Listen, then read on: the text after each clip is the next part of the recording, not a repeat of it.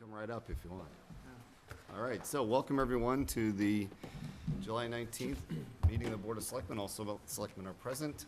Our first order of business is Mr. Officer as in consideration for Public Safety Building Committee appointment.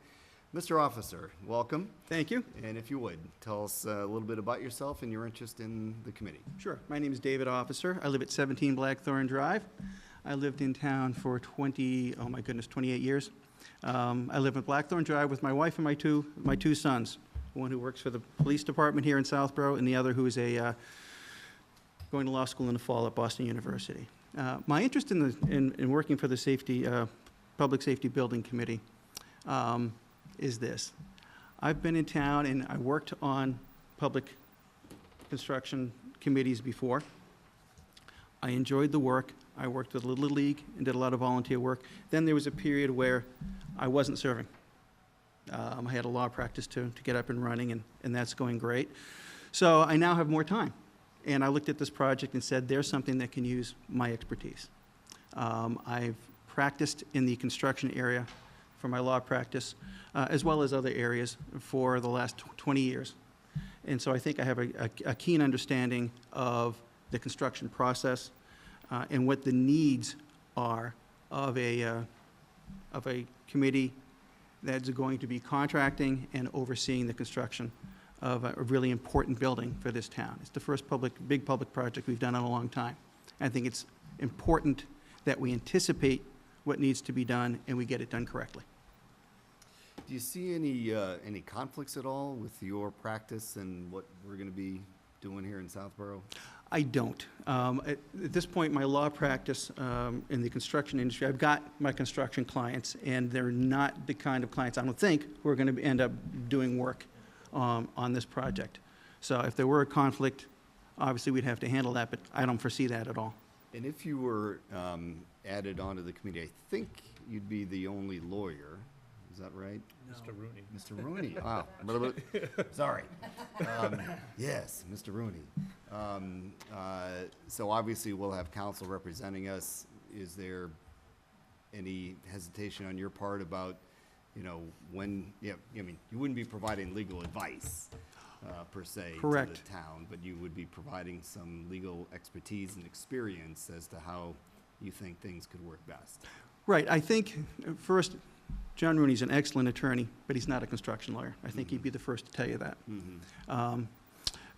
And I think that the real value that can be added by a construction attorney is looking down the road and seeing where the rub is going to come and making sure that when, for instance, if there's a contract change or an amendment, that the language is understood by both parties and that everyone understands and correctly documents the change.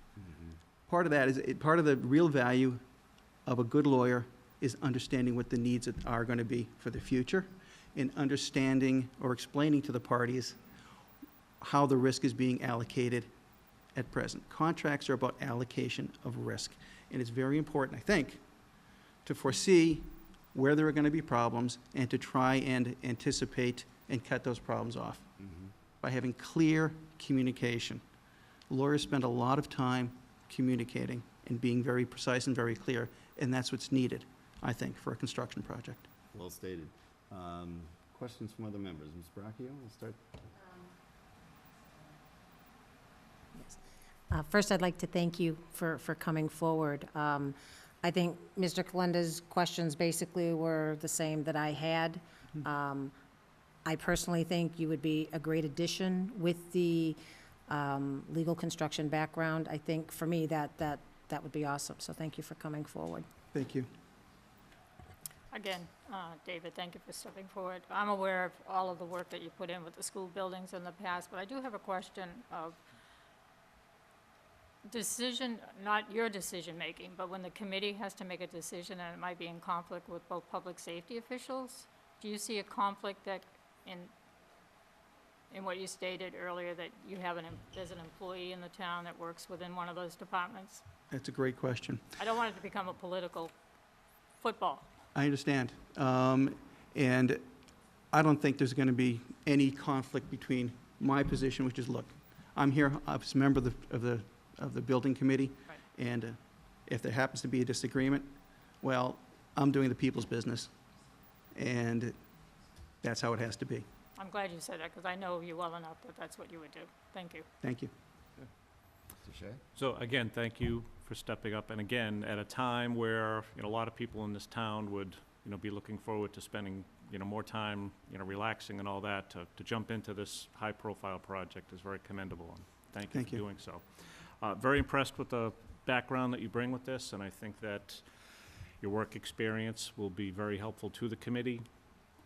I think long-term, this project is best going to be served if interaction with lawyers is minimized, and I would hope that having you on the committee would, would help to make sure that that happens as well. So, I agree. thank Thank you. you. Okay, so, I will say, I've had the pleasure of knowing you for a number of years. I think you would be an outstanding addition. I wholeheartedly support it, and would move that we appoint Mr. Officer to the Public Safety Building Committee. Is there a second? Second. Any further discussion? All in favor? Aye. Congratulations, sir, and thank Thank you. Thank you. very Thank you much. very Again. much. And you'll be sworn in soon? Next You would need meeting. to be sworn in, right? So, Mr. Purple? No, we'll have that letter out to you tomorrow, and then you'll need to come in and town clerk's office and get sworn in. Come see Mr. Haggerty and get sworn. Absolutely. Perfect. Terrific. And I'll put you in touch with the chair. Thank you.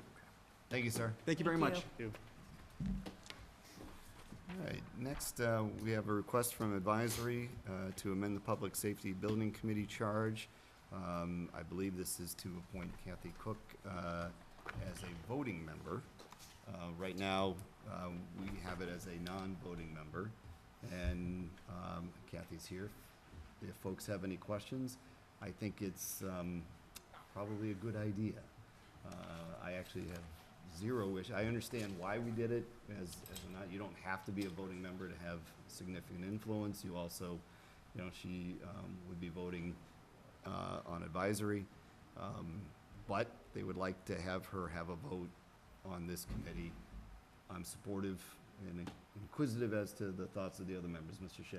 I also agree. I think that there have been excellent arguments for having her as a voting member on the committee, and I don't have excellent arguments for not having her on there. I think her background is excellent and suits well with the committee as well, with her work in the AIA contract experience that she has, and the contracts that we're going to be getting into with various officials on the project. So I support. Excellent. Ms. Faniff? I support it. I mean, I questioned it at first because I thought we would have a line of residents that were interested in this project, and I have to say Kathy has attended, Mrs. Cook has attended every single meeting even before she was sworn in. And I'm looking more for commitment, and I think we have it in Ms. Cook. Ms. Braschi? Thank you. I also think this is a great idea. My understanding is that by being on this from advisory, you lose your right to vote on advisory regarding this. So I am never for disallowing someone the opportunity to take a position or to vote. So I also support this. All Thank right. you. All right, so I will move then that we appoint, and we amend yes. Good. That's what I was just going to say. I think we need to Yes. amend Charge. first, and then So I'll move that we amend the charge to state that the advisory committee member is a voting member, and that that member be Ms. Cook. Is there a Second. There is. Any further discussion? All in favor? Aye. Aye. Thank you, Ms. Cook. Once again, Thank you. for volunteering. Thank you. Okay. Number 3, Public Safety Committee, the recommendation for award, owner's project manager, Mr. Purple. Thank you, Mr. Chairman. You have a copy in front of you of a letter that was submitted earlier to you today by email from Mr. Malinowski, who's the chairman of the Public Safety Building Committee, regarding the process that's been undertaken to hire an OPM. It may be easier if I read this, and would that be better for the board? Well, I've read it. Has I'd anyone read not it. read it? I think it should be read, though. All right. It's That's fine. helpful for the Feel community. free to read That's the fine. pertinent parts if you like. Yes. I will do, I will move quickly, Mr. Chairman. So, honorable board, Please let me apologize for not being able to attend your rescheduled meeting this evening, as I am out of town on a work commitment and was unable to reschedule. Since receiving 7 responses to the request for proposal for the owner's project manager for the Public Safety Building, the Public Safety Building Committee has undertaken the following process to bring forward a recommendation for award of a contract. All committee members individually reviewed and graded the written proposals. 1 voting member was assigned to each proposal to vet the references. The police and fire chiefs called their peers and communities that were referenced in each proposal. At the culmination of the above 3 items, public meeting was held on July 6th. At that time, each committee member voiced the companies with no limit that they'd like to hear more about or interview. As part of that process, 2 of the firms, Atlantic and Cardinal, received no votes from any committee member based on their written proposal. There was no further conversation about these firms for the remainder of the meeting. During the same July 6th meeting, the remaining 5 companies were discussed at great length, pros and cons, plus a readout of the reference checks. While our initial intention was to bring 3 companies forward for interview, the committee decided to bring forward 4 based on the discussion of the remaining 4 companies. This eliminated Colliers International from consideration for an interview, and thus we brought forward in alphabetical order Construction Monitoring Services, Daedalus, Lamro Pagano, and the Vertex companies. In a public meeting on July 10th, the committee interviewed each of the 4 finalists. Each finalist was given 45 minutes with the following format: a 5-minute introduction from the company and their team, 15 minutes of directed questions from the chair, and the remaining 25 minutes for questions from members of the committee. At the conclusion of the meeting, some committee members were ready to vote, others were not, and so they took the next 8 days to consider their final recommendations.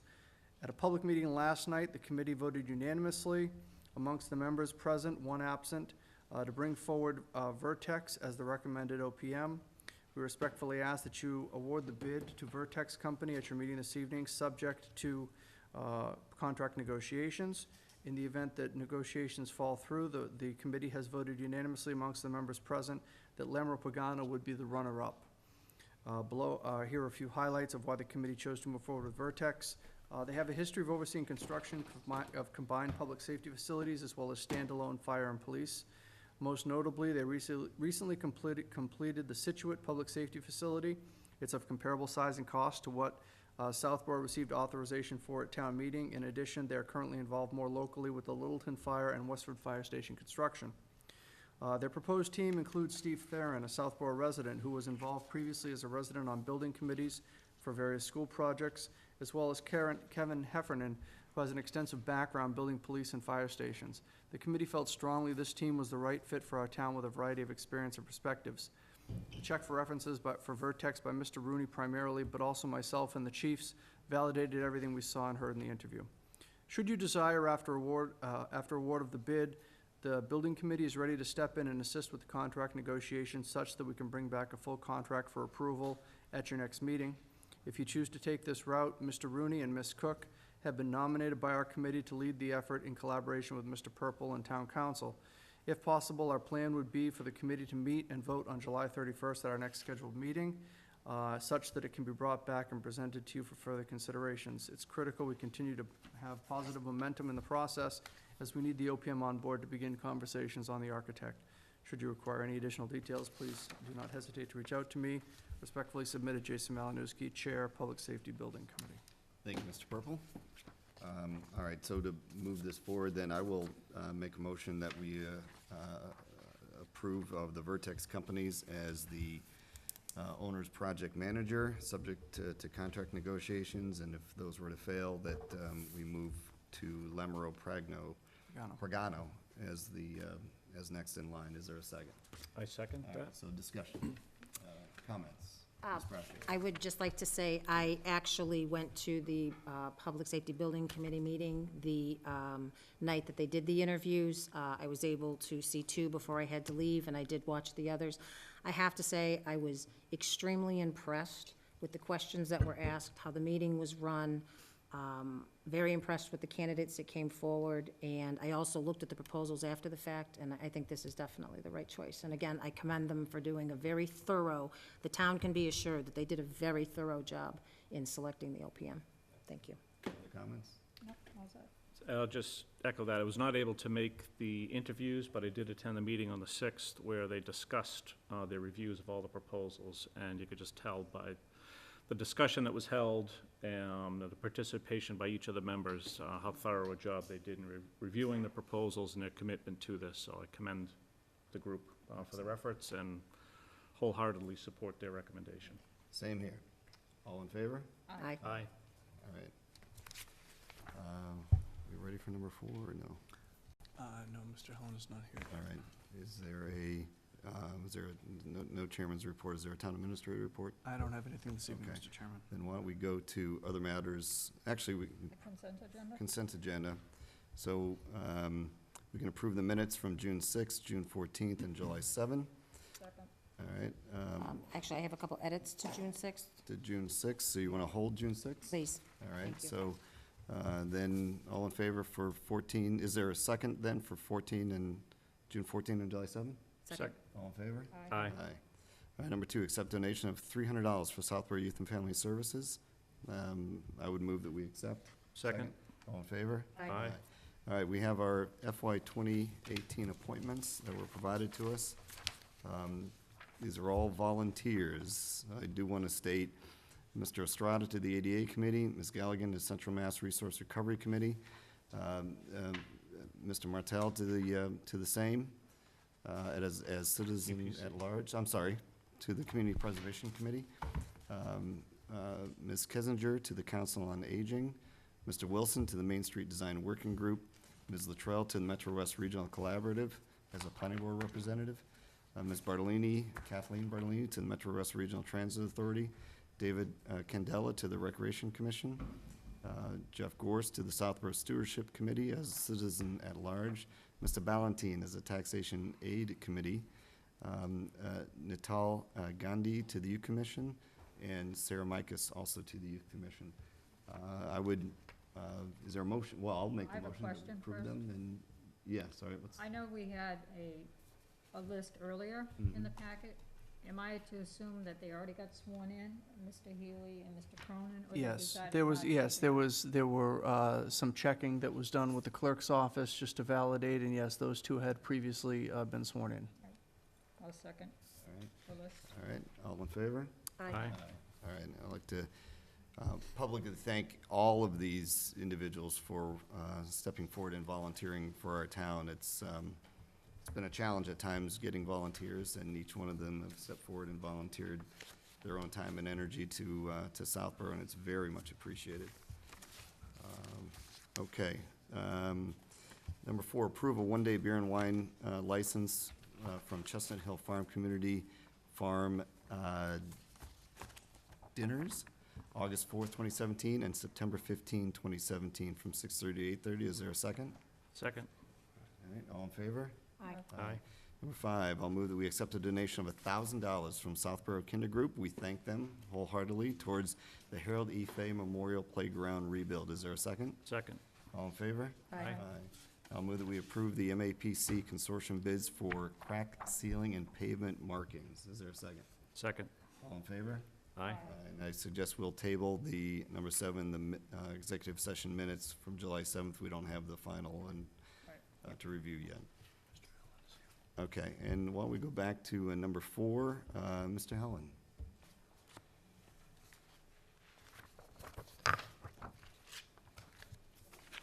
When you're ready, sir, you were up. Yes, sir. Yes, sir. Microphone, and we'll play. So I believe you're going to give us a water tank update, and then we're going to discuss the Parkerville Road and Deerfoot traffic studies. All regarding right. a possible truck exclusion. Sir, thank you. Chairman Kalenda, thank you. I'll do the best I can. So, trying to pick up the pieces really quickly. So, I'll start with the truck exclusions. And Karen, feel free to jump in whenever. But we had been requested to look at a couple of truck exclusion studies, one on Parkerville Road, and I think the logic, just so we're clear, is there was another one done on Deerfoot Road. And the logic was the consultant was coming out for one, and there was some jackknifing problems with some trucks, which I'm sure many of you, or all of you, are pretty aware of. on Deerfoot. And so while the consultant was here to get a little bit more economies of scale, we did consider 2 truck exclusion studies from the consultant on those 2 streets. We had a public hearing or a public meeting, I don't know, maybe in March, if my memory serves me correctly, on both. And we had a fair amount of residents show up interested in both. As you all probably remember, and just for the benefit of the public, the Parkerville study had come to us through a citizen's petition.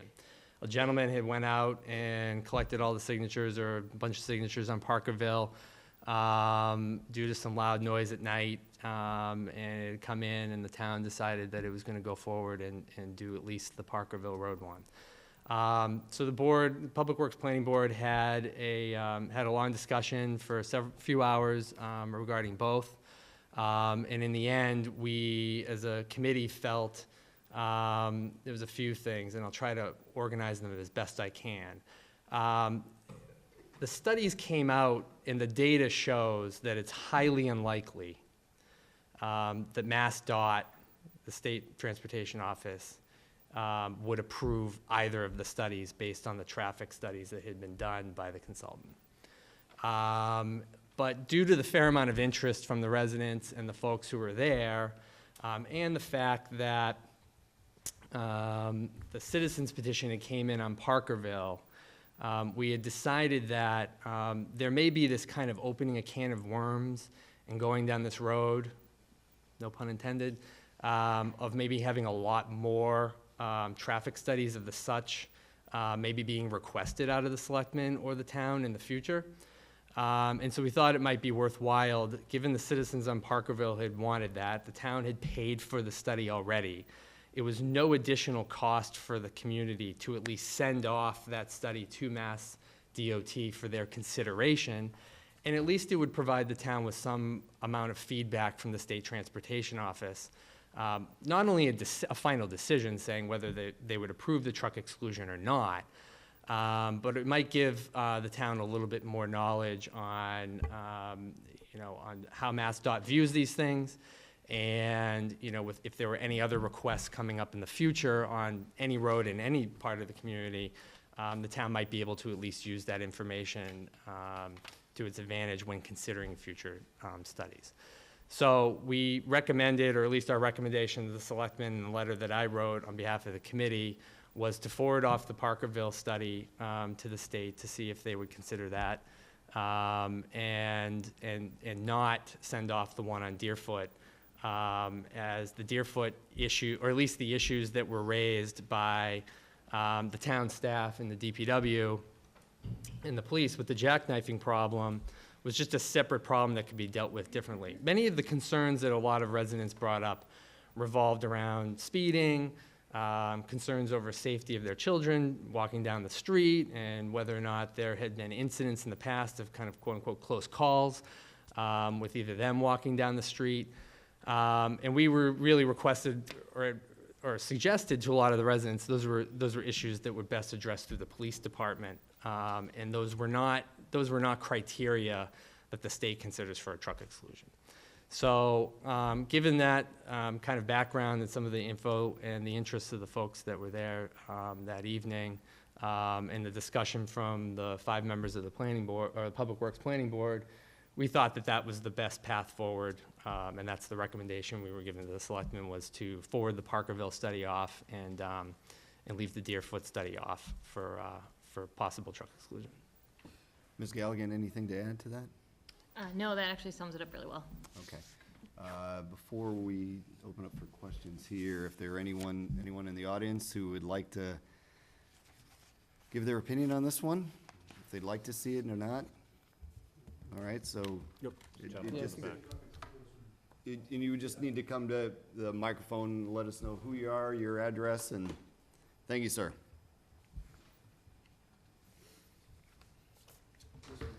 Please. Yeah.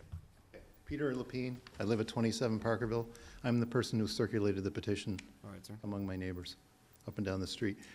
Yeah, our goal is to establish a truck exclusion zone on Parkerville North. And the study as presented at the hearing, as mentioned earlier, didn't provide numbers to support that. There's evidently a threshold that has to be reached. So, Okay. But obviously, you'd like to at least see it submitted. yes. And let's see what happens, so, okay. All right. Just as a quick note, I'm sure most of you know this, but again, for the benefit of the folks watching, truck exclusions are not, Lattisquama has one. Most people are probably familiar with that. It's mainly, I think, likely due to, wasn't here and wasn't on the planning board, Public Works Planning Board when that happened, but it's due to the St. Mark's trucks going in and out for deliveries and things of that sort. Truck exclusions are not things that the state generally just gives out like candy. They have an entire thick manual that, I can't possibly imagine anyone going through the entire manual. But there's a huge manual that considers certain thresholds of certain traffic count and certain types of cars and trucks that have to go through at certain times of the day. For example, then even if you do get a truck exclusion, it doesn't actually exclude all trucks. Trucks can still make deliveries, UPS trucks, FedEx trucks, there's a whole variety of trucks that can still go through on truck exclusions. So it's not something that generally is brought up over just safety concerns about walking on the side of the street or things like that. If you look at truck exclusion streets, usually there's a pretty significant volume of traffic that likely the vast majority of roads in Southborough don't hit those thresholds. Thank you. Sir?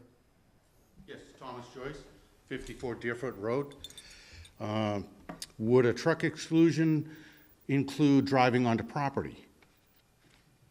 So I realize how cumbersome the manual might be. However, if these trucks are driving onto your property, they're driving onto a school path, that to me would include, some type of a truck exclusion. I have video of trucks driving onto my yard off a flagged road and on Deerfoot. So what I'm saying is I understand FedEx, UPS, any type of delivery truck, I understand. But a tractor trailer turning into your front yard, knocking down your mailbox 3 or 4 times, to me, that's a safety issue. We have a school sign in front of my house. The trucks have knocked that school sign down so many times that I think Karen can attest to this. They've replaced it with a sign that they can just bolt on and off. To me, that would, make people think, wow, a truck exclusion might be important here. A truck exclusion by the state would probably, or stop GPS from saying, oh, go down this street because you can get to Barrett. So I'm not talking about excluding delivery trucks. It doesn't bother me at all. But a tractor trailer in my front yard, knocking down my mailbox, driving into my power pole, almost ripping my power lines off my house, that's a safety issue. So I'm not talking about stopping any truck from coming down there. I just don't want to see tractor trailers driving into a school zone where they shouldn't be. Route 9 is right there. All they got to do is use it. Sir, do you know if it's a same company that's? No, it's a different truck every time. They're going to Barrett. They're delivering, and it's not the truck driver's fault. I mean, some of the truck drivers have offered me money not to call the police. But when they're destroying property, when they're knocking down signs, when they're driving and hitting power lines, that's a safety issue. It's not, it has nothing to do with any other rule other than protect the people that are there.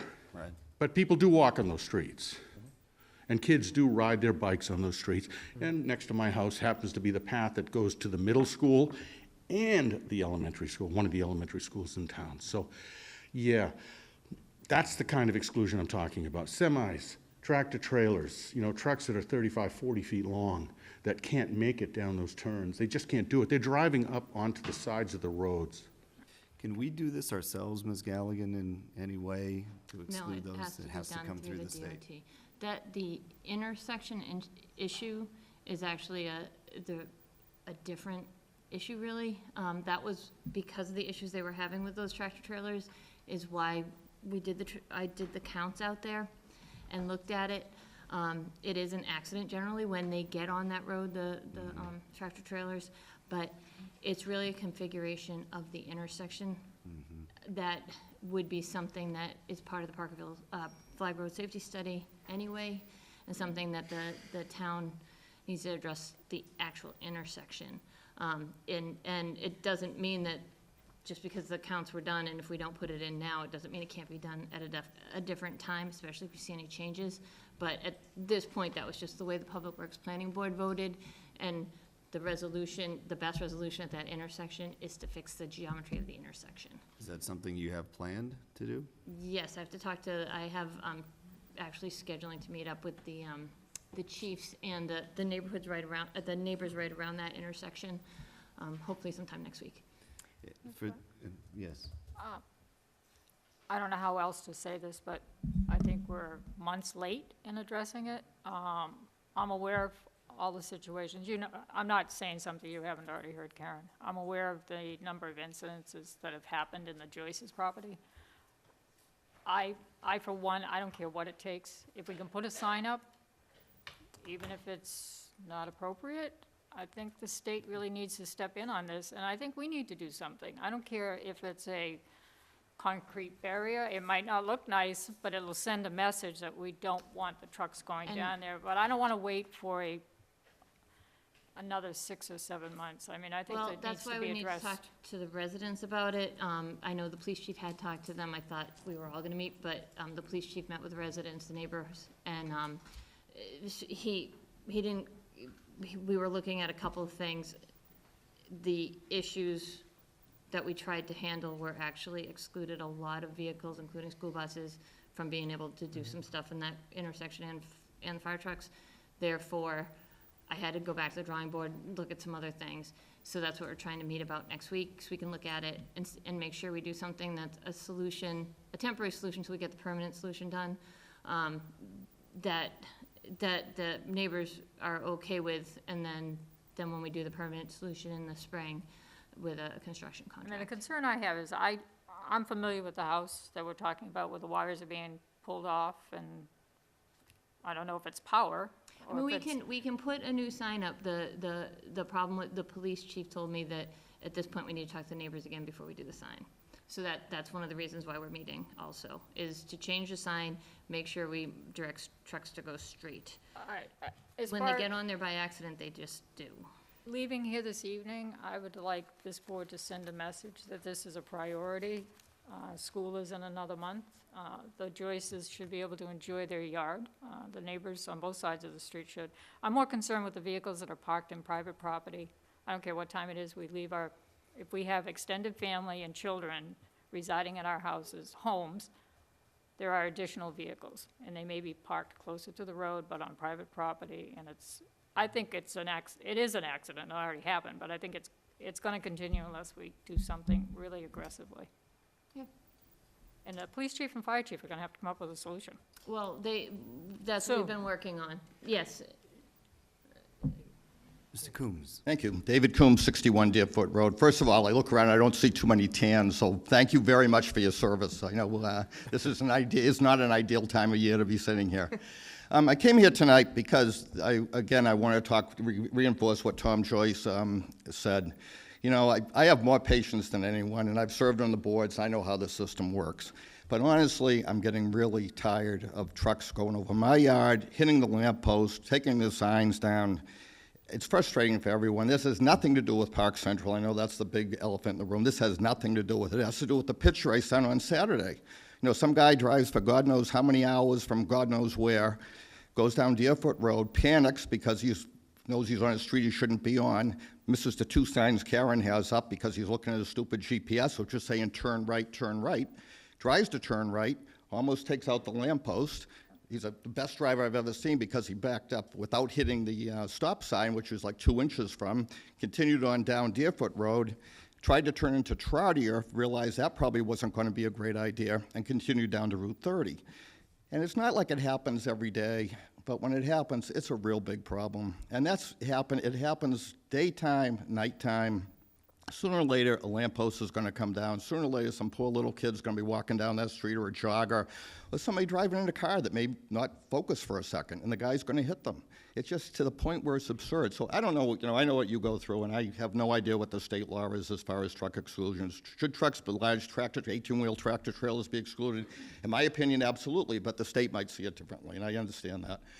But we have to do something. So at this point, Karen's done, worked hard on this, I know, and Mark and Ken. Nothing's worked. So to me, the only way you can do it, if you can't get the truck exclusion, is make it so that the trucks have to take a left down Deerfoot Road and not make that right. And the only way to do that is to reconfigure that intersection in front of my house. Because they have to look at it and maybe dawn on them, maybe this isn't a great idea to try. It's got to be more of a, you can take out, maybe go out 20 or 30 feet and make it, a little more inconvenient to make a right turn or a left turn, but at least it would stop a tractor trailer from going down there, which was what this is all about.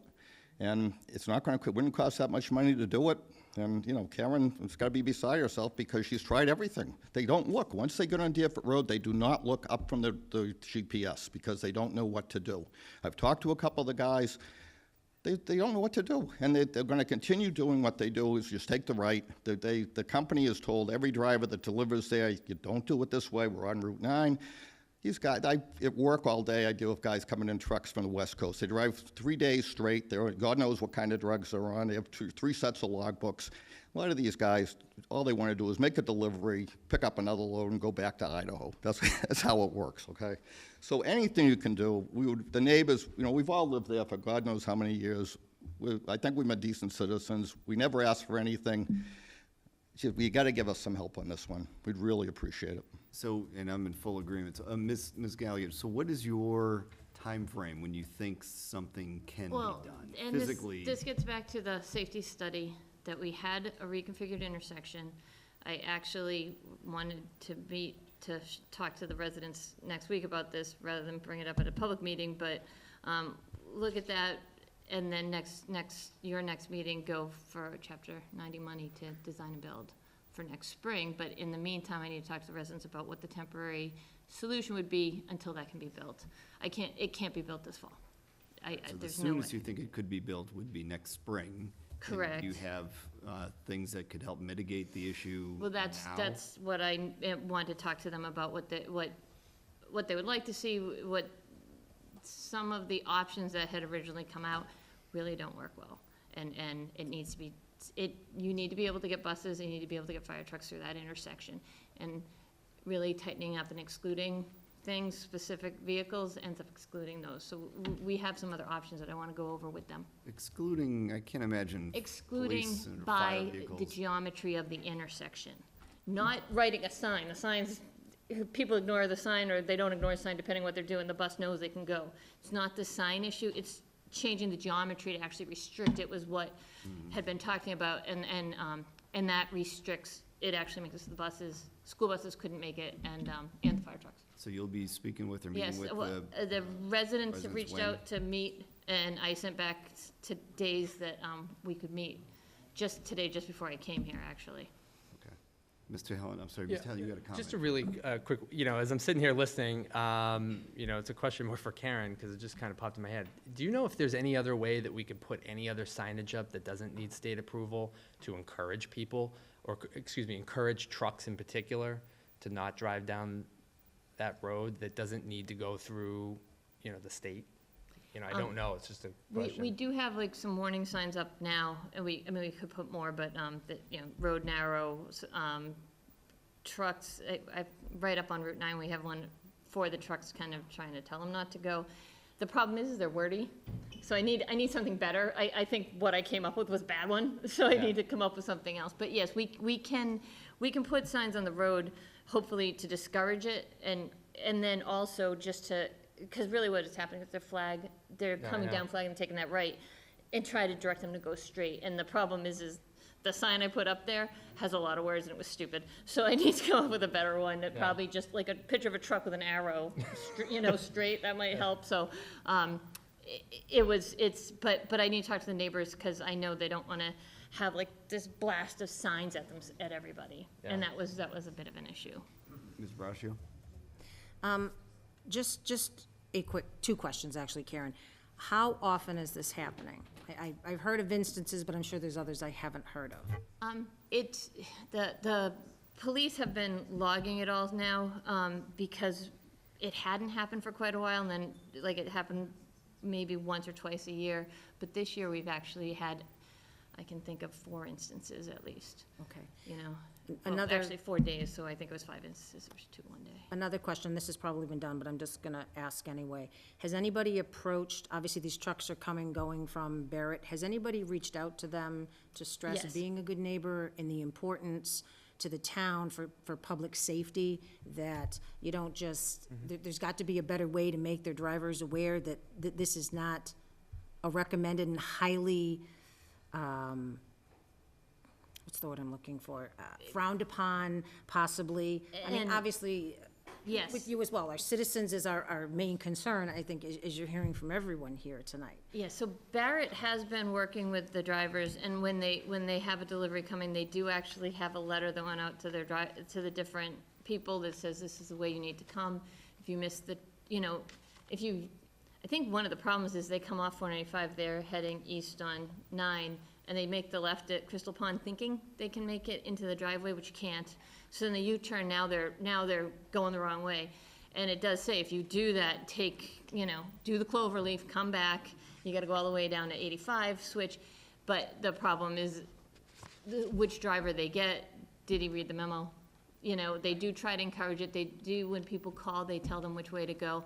But if they are just depending on a GPS, it does send them that way. I mean, it's a short-term question. I mean, obviously, it's not the fix to the problem, but. Right. Well, it's definitely part of the solution. I think, I do think being a good neighbor is part of it. And they are trying, it's, the longer they're there, I think the more apt we are to see less of it.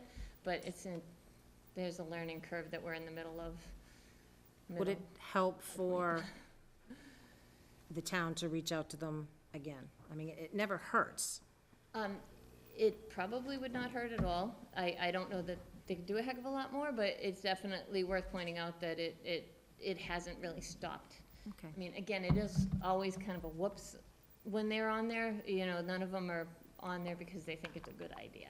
Right, of course. Once they but, get there, they're like, oh, you sometimes just a phone call to just reiterate the town's position that, it doesn't hurt, so, okay, thank you. I think you're hearing a lot of momentum, from everyone. I'm not hearing anything, but, this is a significant concern for our residents and needs to be addressed as quickly as humanly possible with, additional, contact with those involved to let them know whatever they've been doing, it's not working in every instance, clearly. And before we have a few more questions, is there any reason not to submit, for Deerfoot as well? At least try, you never know, Nope. so. I mean, again, it doesn't cost the town really anything.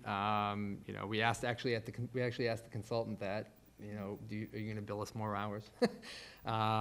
So there's no downside. I think we don't want it to be a false hope. And is there a I think the lobbying effort that can be done after it's filed, or you're One of not the normally done? One of the things, when you look at the way our town is, when they originally did truck exclusions, there wasn't a standard.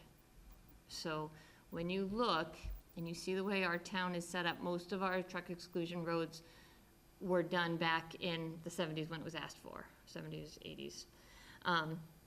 Recently, there's been a few that have come up for other issues. Gilmore, Lattisquama. Lattisquama went through the Selectmen's office, so it was a little, I'm not 100% sure how that went through. But, Gilmore makes a lot of sense. The problem is that when you start looking at them now, Main Street's actually excluded. The School Street's excluded, Lattisquama's excluded, Central Street's excluded.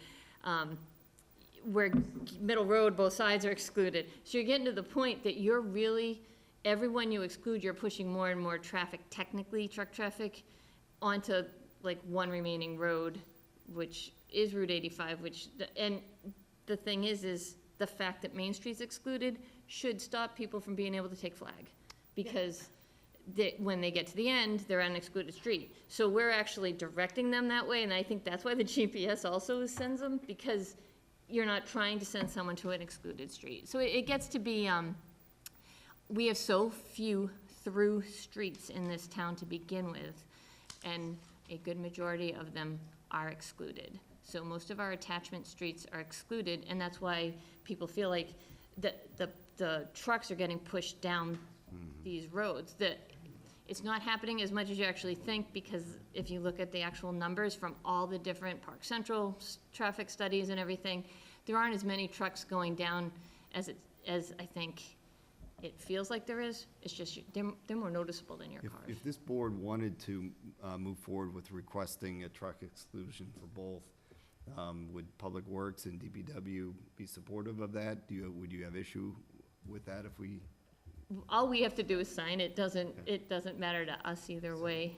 The only other thing I would mention is that when the consultant, I remember him, now that it's kind of perked in my mind, one of the things he did mention, which isn't a big casualty here, is that the more you apply to the state for truck exclusions and kind of throw spaghetti against the wall, the less serious they're going to take you at some point when you know, I'm not saying they don't really need them in these instances, but when the town really does need one, I think the reason why is there are other solutions to the problem here, and it's the infrastructure of that intersection, right? Right, so clearly MassDOT's gonna probably look at that and say, the issue here is not necessarily the exclusion, it's the actual geometry of the road. Right. Or, the width of the road, the narrowness of the road, so, So you know. clearly, there's a movement to meet with the neighbors and to discuss, current options.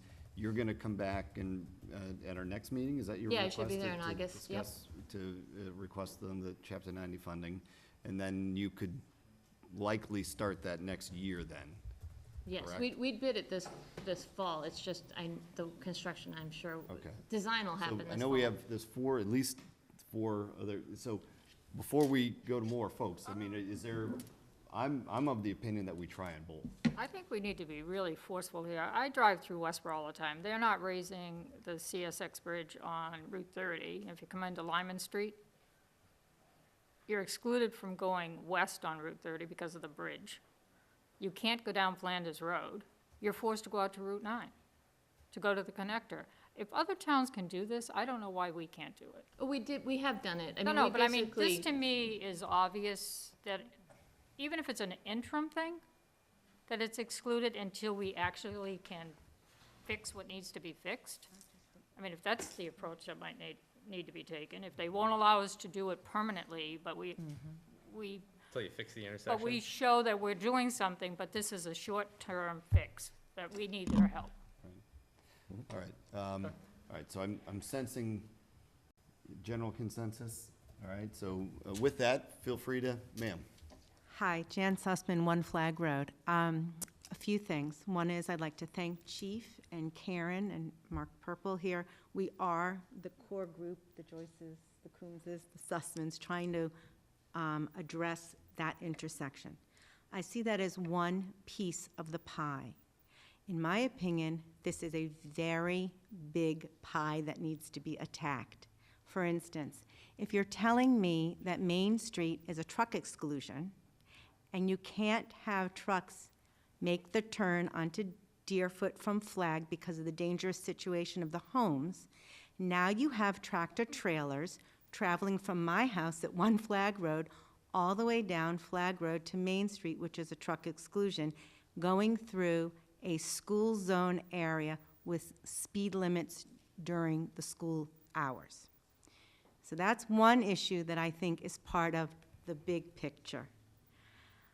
I also would like to talk about the fact that Barrett, which is now, I believe, part of the Ken's Distribution Center, is expanding. When you have more square footage in a warehouse, I'm assuming you're going to have more truck traffic. When a warehouse houses more goods have to be picked up and delivered to that particular entity. So I think we need to think about what's coming down the road with the expansion. What does that mean to these neighborhoods? Then I'd like to point out that it seems to me that most of the problem, I could be wrong, is part of this Barrett Ken's Distribution Center. that this is probably where the tractor trailers are getting diverted and need to get to. In one day, I was gardening this summer, and 3 18-wheelers passed my home. One, I stood in the middle of the road with my hands up and pointed to go straight as he was trying to make the turn, and on his phone. The other one made the turn, dug up the Coombs' lawn, and ended up in the Joyces. This winter, sitting at my dining room table working, we had a jackknife tractor trailer. So it is this intersection in particular that we're trying to find a kind of maybe temporary solution with the intent of a bigger solution. But I think between Parkerville, Flag, Deerfoot, Clifford, and this whole area, and maybe even Lynbrook, I don't know, we've got a really big problem here. And I agree with Bonnie Fanoff in terms of this is a problem that needs to be attacked, I think, and I don't want to put words in your mouth, but from all angles. It's not just about the turn. The turn right now is huge, and it's important. People's property is getting destroyed. Someone could get hurt. But I question, being a school zone, why we are allowing these 18-wheelers to come barreling through these neighborhoods. You can do all the traffic studies in the world, and I understand we need facts and numbers to go places to petition for things. But if you live in this neighborhood and you've lived there for a long time, you see it coming down the road. This is going to be a huge problem. So I would like to give my support to the Board of Selectmen to put their heads together with DPW and everyone and really look at not just a temporary solution, but a long-term solution. And somehow, we've got to maybe look at not letting these trucks on from Route 9 to Flag Road. And everyone seems to be talking about the difficulties working with MassDOT. Well, isn't MassDOT here to help us work through our problems and protect the citizens? So maybe the question is the turn from Route 9 looping around Crystal Pond needs to be corrected so these tractor trailers can get into Barrett without coming through our beautiful neighborhoods. That would definitely help. I'm not going to take up any more time. I think I've said it as best as I can say it tonight. But please, everyone, pay attention to this. We don't want anyone hurt. We don't want people's properties damaged. And we want to protect the integrity of this town. This is a beautiful town. This is a scenic road. We need to act. Well said. We are prepared. Yes, ma'am. Oh, quickly, Marguerite Landry, 134 Deerfoot. I wondered how many streets in town have truck exclusions? I do not know off the top of my head. You have a guess? Percentage? Percentage? No. Well, percentage is tough because we have so many cul-de-sacs, which would not be, I don't know, at least 8. Okay, and then my other quick question is, when a traffic study is done, does it measure number of vehicles or does it measure size of vehicles? Like, would a car count the same as a big truck? No, it measures what's actually coming. What's going through? Okay, thank you. Mr. Litt. Tim Litt, 148 Woodland Road. There is one other thing that you haven't talked about that you could consider doing, and that is get in touch with the GPS vendors. I've actually had fairly good luck when I contact them and get back to their mapping people, getting them to fix things that are wrong. So I think if you put out a letter that said, this road is not suitable for trucks, and please update your mapping information accordingly. It won't fix things instantly, but since you keep telling me that a lot of the problem is people obeying the GPS, get the GPS changed. Do you have a contact for us that's worked? I've had luck just on the Garmin website. I happen to have a Garmin GPS. There's a place to report map errors, and that gets back to their vendor, who I think is Navtech. TomTom uses a different mapping service. I forget what their name is. They also have a web feedback. But I think if you do something that says, the Board of Selectmen or the town administrator and the DPW superintendent are informing you that, it would be better for your customers and better for the neighbors and help avoid damage. They're likely to actually respond. Or at least, it's only costs a stamp. Great idea. Thank you. Absolutely. Sir, do you want, please? Thomas Joyce, 54 Deerfoot Road. I have video for the state, if they'd like to see it, where a tractor trailer is driving down the footpath where the children go to school, two schools, in that school zone. So if the state says, well, the more you apply for these, the less it makes sense, then I would think, well, let the state look at the video and see the tractor trailer getting towed out of my yard and towed off of the footpath, and that might say to the state, well, gee, they're not just blowing smoke. Right, no. It's a real deal. The police and the To be fair to Department of the Public Works. state, they will look at it. I think it's more of an issue of, the consultant was just saying, we have a lot of straight roads that have sidewalks and that seem like they should be truck accessible. I realize that. Now, as far as a Deerfoot, and part of their charge is to make sure that you have commerce but if the commerce and traffic, basically that every town doesn't exclude everything. However, it's not a aggressive or opposing issue. The state is very good to us. They'll talk to us. They'll talk to us about what can happen. It's not that you can necessarily force it, but you can. They will have the conversations. They don't look at us like what are you, just an ant? This is stupid. Just go away. They really will. They'll look at it. They'll talk to us. That wasn't what was said. What was said was, if you keep asking for this stuff, Well, that was the the state won't consultant. care about it. What I'm saying is, I've worked for the federal government for 30-something years. And I know for a fact that if you just let something drop, it will drop. And I know if you keep throwing things at it, people will start saying, oh, yeah, it's just this or that. What I'm saying is, there's physical evidence, there's proof. If I put something in your mailbox that was a fraud, it's mail fraud. That's a federal crime. So when somebody drives over my mailbox, doesn't that become a crime? It is. When I call, no, let's hear me out. Oh, sure. When I call the police and they show up and my mailbox is laying over sideways for the third or fourth time, they say, well, did you get his number? Well, no, it's 2 o'clock in the morning. I was asleep when he knocked over my mailbox. So this is what I'm talking about. When they hit not a light pole, it's got my power on it. It's a power pole. So that's a difference. That's a danger. Lisa can attest to it. Her husband replaced the box on the side of my house. It's a fact. So when a semi does this type of damage, nobody wants to claim it. I applaud the police, the Department of Public Works, the Board of Selectmen. You've listened to our pleas. All I'm saying is, if somebody was creating this type of an action downtown, it would be a crime, destruction of property. But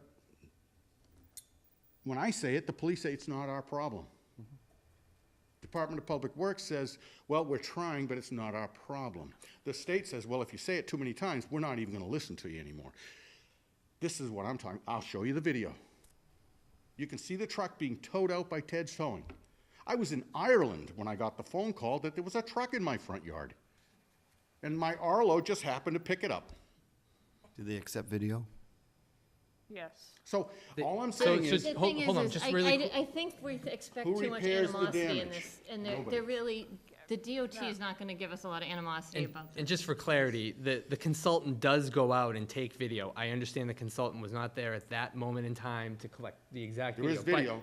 Police have Hold it. on, but the consultant uses a 24-hour, I believe, 36-hour. They go out there for a 24-hour period and collect all the video and submit that with the application.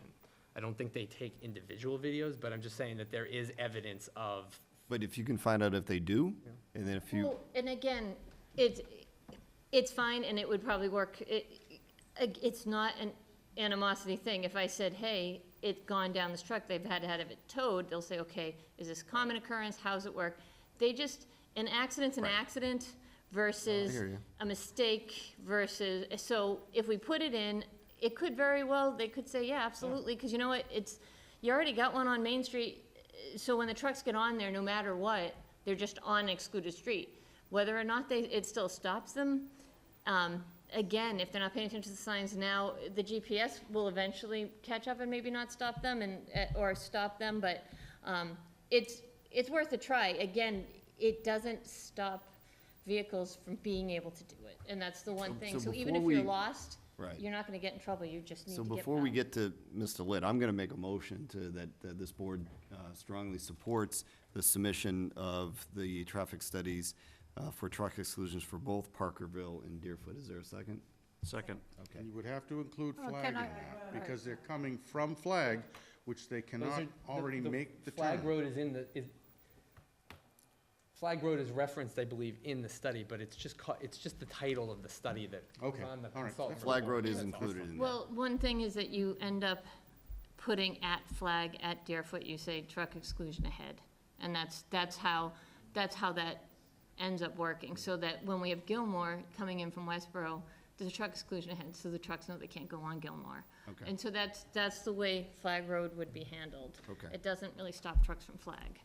So we have a motion that's been seconded. Do we have Mr. Litt, do you have another I have- additional comment? Well, I've you asked for statement. reference, for Garmin, it's emailed to cartography@garmin.com. But TomTom will be different, and the cell phone things will be different. Do you have that, Ms. Galligan? Yep. Okay. All right, one last follow-up. I don't want anyone in this room to leave here this evening assuming Karen's going to take care of everything. I think the directive here tonight is this board is going to step in, and I hope would write a formal letter that we share some of the same concerns and be a little more forceful as a community instead of a single department head.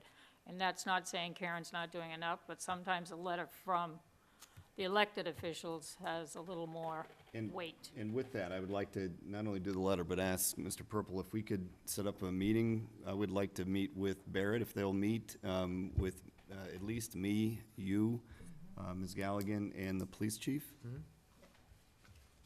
All right, all right. Ma'am, Ellen Joyce, 54 Deerfoot. I just have a quick question. If we can't make a total truck exclusion, what about a weight limit on the roads? Would that keep some of the bigger trucks off the road? Even if that's just temporary till we can get rid of the trucks, but because they weigh a lot too, you know? Yeah, the weight limit usually is, I'd have to look into that. It's usually because of, like a bridge or some sort of standard that can't handle it. But I'll look into it, because we haven't had to do that, because all the bridges in town are owned by either the railroad or state, so. that's a creative idea, so if you could look into that as well, that would be outstanding. That's your plan. Thank you. All right, yes, ma'am. Just one thing to Karen.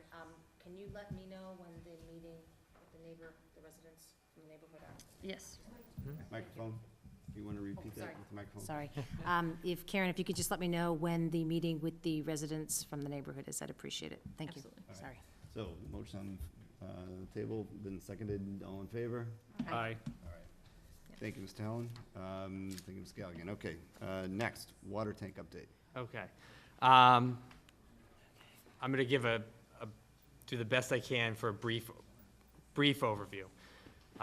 So as you may remember, to the selectmen and the folks at home watching, last fall, the selectmen asked the Public Works Planning Board to take a look at the water tank issue in town relative to the Park Central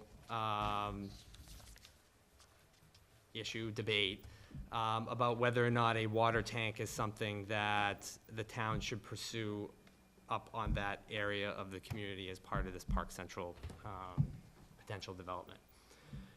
So when the Public Works Planning Board got together, Karen brought a stack of studies probably this high that go back to 1958. About every 10 years for the last 40 or 50 years, this town has put money into studying how to better water storage, fire suppression, water suppression, and to look at where a future site of another water tank might be, or the replacement of water tanks.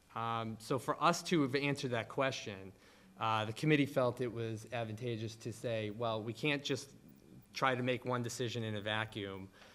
So let's look at the let's look at the whole situation as a whole and see where the needs are. Our focus was to try to at least identify to some degree what is the problem that we're trying to solve, and then what are the most cost-effective solutions to try to get there. And so, because Pear Corp is on retainer for the town and has been working with the town for 15, 20 years or something like that. So Tim from Pear Corp went out and did a whole another comprehensive study to add to the pile of studies that have been going on for the last 40 or 50 years to look at the entire community. They identified somewhere near 25, maybe 2 dozen to 3 dozen, somewhere in that ballpark of potential sites in the community, as has done before in many other reports. And really, there's really only 2 sites that are going to solve the problems for the community. And there's a couple of different options within each of those sites. But this boils down to the Terra Road site, basically replacing the tank that is currently there and adding it, basically a 2.5 million gallon tank to that site, or constructing a new tank over on Fairview, up on the parcel of land that's owned by the community. It's about 1.5 acres, I think, or 1 acre or so. So the Public Works Planning Board held probably 4 or 5 meetings, I can't remember the exact amount, after the initial report came back. We've had numerous meetings, probably 5, 6, 7 hours worth of resident discussion. We never really held a formal hearing. We tried to create an environment in which the consultant, Ms. Galligan, and the board members really had some sort of a discussion almost with a lot of the residents really from the Fairview and Sargent Stone neighborhoods, where a majority of the residents showed up to voice their general opposition to the tank up in that area. After those meetings, and after the consultant went back and took in the public feedback, we came up with a final report that the Public Works Planning Board voted on. All of you, I know I sent a letter a month or 2 ago with the final recommendation. And at the end of the day, when you look at the problems that you're trying to solve and the most cost-effective solutions, the committee certainly felt, and the evidence in the report shows, that the Fairview site is by far the most advantageous site to solve the community's problems. Now, probably goes without saying, many of you will hear likely a lot of the same comments. There were a lot of concerns from the folks up in that neighborhood. They organized very well, and knowing that there was a potential site because of Park Central, majority of the Public Works Planning Board felt that it was worth at least offering to the selectmen the encouragement to take a look at that site. We're not involved in any of the legal or issues that are up in that neighborhood. We're not involved in any of the mitigation or any of the other issues. So it really wasn't within our knowledge base nor our legal purview to really get involved with that. So that's why we threw it back over to the selectmen to say simply, if you want to look at the Park Central site as an option, and the developer will hand over the 2 acres, or whatever the space is that's needed, and it's something that can be done swiftly and affordably and easily on behalf of the community, that's a site the selectmen can take a look at. It's not going to solve all of the problems that are identified in the report, but it certainly will make significant headway. And we made that recommendation based off the feedback from the residents. I'd say consistently at each meeting, there were 2 dozen at least folks that showed up. And I thought we had a very good and productive discussion through all of it. I'm sure many residents are unhappy with the recommendation to put a potential tank in that area. But our job as the Public Works Planning Board is obviously to look after the whole community and all of the folks, all of the water rate payers within the high service area. At some point, the town is going to have to construct or replace a new water tank. We've consistently asked the consultant many times, can you give us a time frame? 5 years, 10 years, 15 years, 30 years? I think he consistently generally said within the next decade or so, the town's hand at some point is going to be forced to do something relative to fire suppression, and water storage. And so you have the recommendation that's in front of you from our committee. We voted unanimously to recommend the Fairview site for consideration for the construction of a new water storage tank.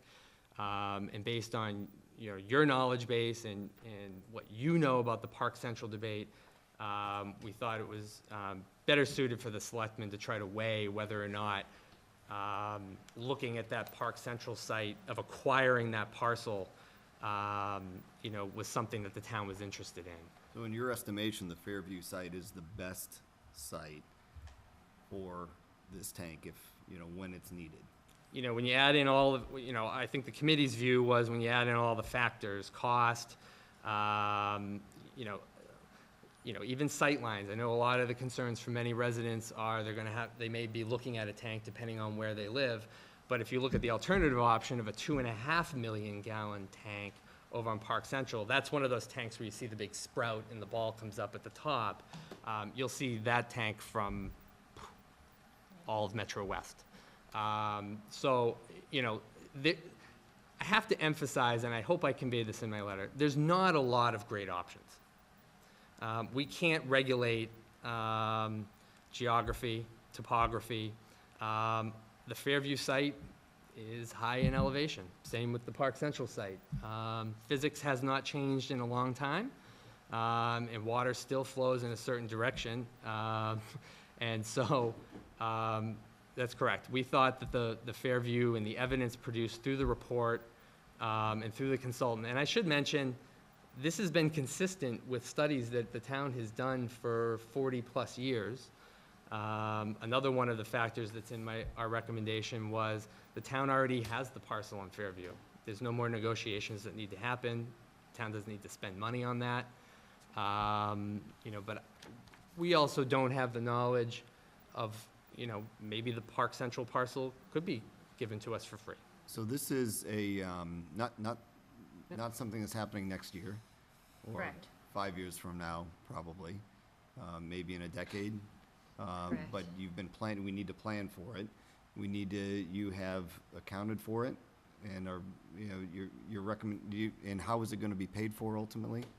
So, all the any water improvements paid through water ratepayers, and, we have a reserve fund, and we basically borrow and pay something that big, we'd have to borrow, and the water reserve fund would pay the debt off. And in your estimation, or a consultant's, when should something like this be put in place? A year like last year, if you just looked at that in a vacuum, you'd say, oh my God, we need a tank. If you look at this year, you say, we have, as our growth continues, and we don't have a lot of growth left, but it'll be within the next 5 to 10 years that we'll be at the point that we should do it, or we are gonna start seeing some problems with our fire flow, and just as a general rule, having a little more issues with our storage and what we have available. All right, questions? Mrs. Shea? So does maintenance so the existing tanks in the high service area is Tara? It's just Tara. Just Tara. So maintenance of that tank, is that a driver in when this decision needs to be made? And do we have an idea of the condition of that tank and when significant maintenance might be needed on that? Every 3 years, we inspect each tank, because there's 3, so we just do one a year. The tank's actually in very good condition. We had it painted in '05, was a new painting job, maybe '04. And so that should last 20 years. It is in good condition, so I don't foresee that being a problem. When we do go to take that offline at some point to redo the work, that's when we could be very close to having an issue, because of the fact that that it's hard for us to get water necessarily to the higher spots, and I'm sure the people who live on Fairview and the people who live on Tara at the time when we painted it last time felt they could feel it, that, but we do it we try to do it in October in very low use months.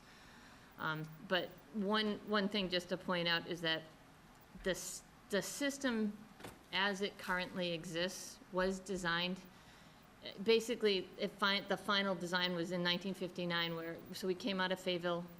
It was a Fayetteville Water and Fire District, and it became a final thing in 1959 when they said, all right, what we need to actually do is get a tank up here on Tara, get a tank over here on Fairview. Tara was not called Tara at the time.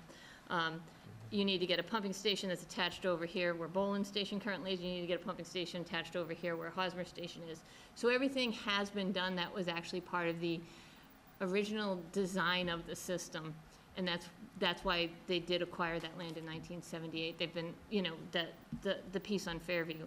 However, it doesn't mean things can't adapt. It's just the technology for our system was really cast in 1959.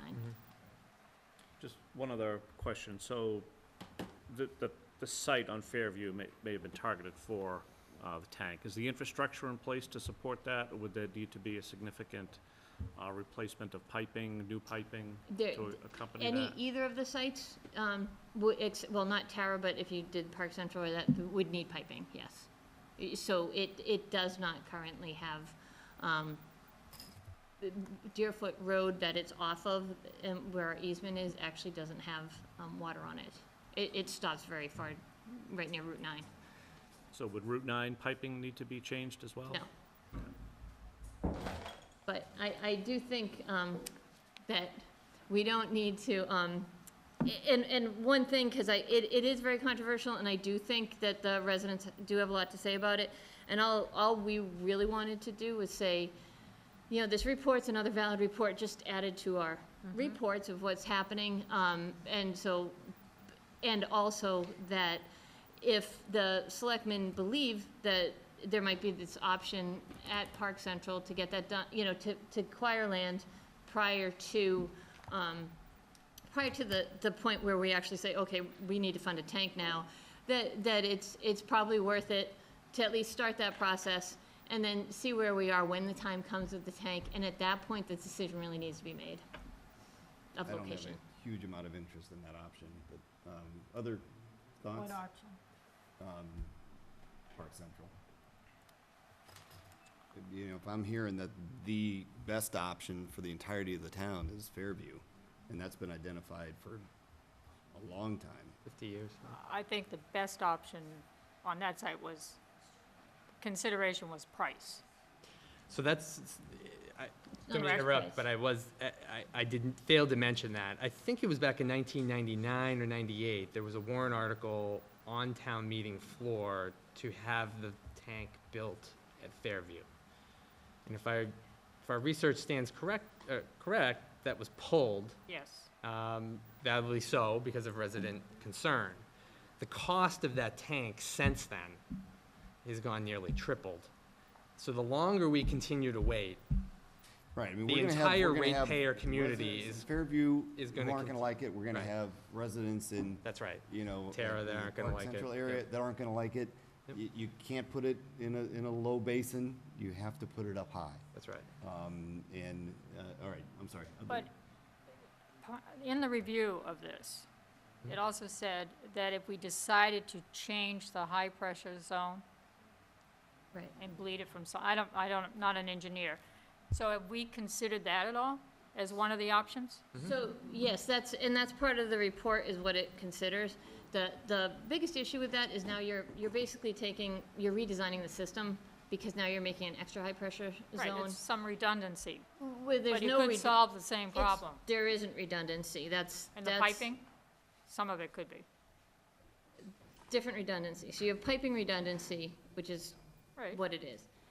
There's no tank redundancy. So what happens is if you put this tank up and it's at that higher level, people at Park Central, right now, the plan for Park Central, if it happens. No, I don't want to talk Wait, about no, that. this is Let's important. just say site, where the site is. Okay, at the site, there's spots that we can't get water to with our current pressure, because our system is designed at 350, at the elevation 350, having 25 pounds PSI, which is required by DEP, at 25 PSI consistent. Baseline, yep. So what happens is that if you go and you put a higher tank up, you're able to actually give that to all of that parcel that's up at the end of Flag Road.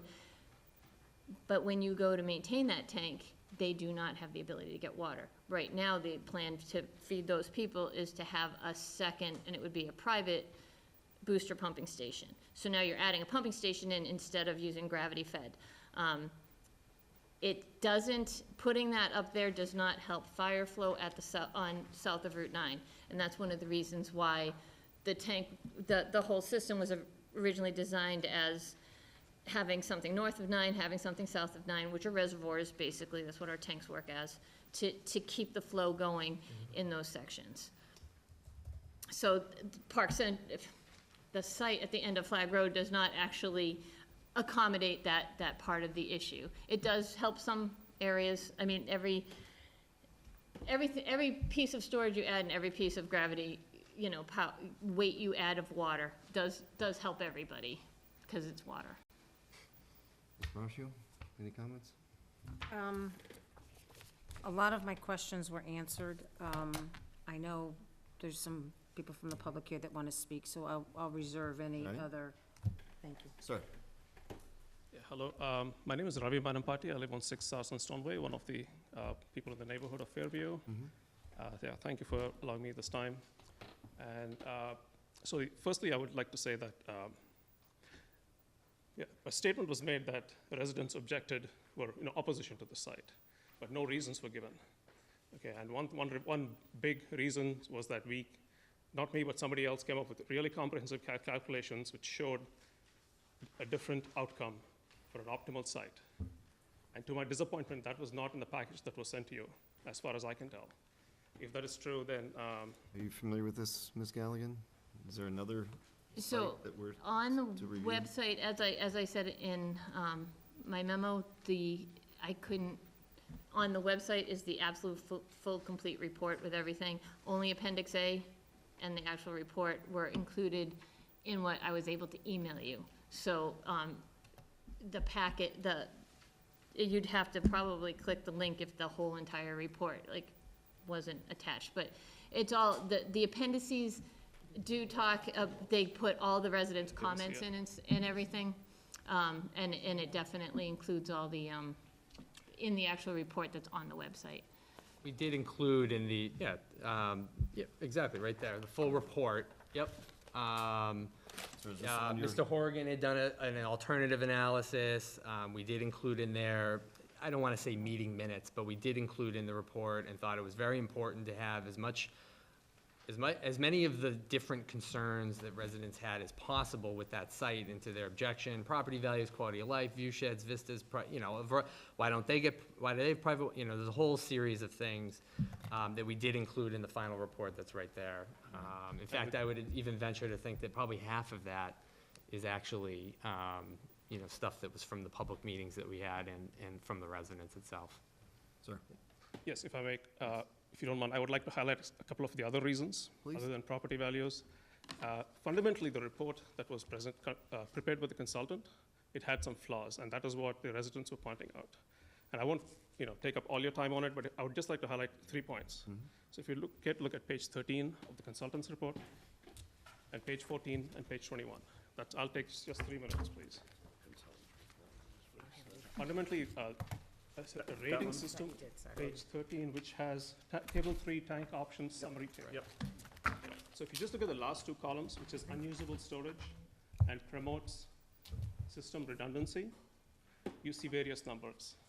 And these numbers were translated into so-called ratings on the next table, table 4 on page 14, and they were assigned arbitrary weights.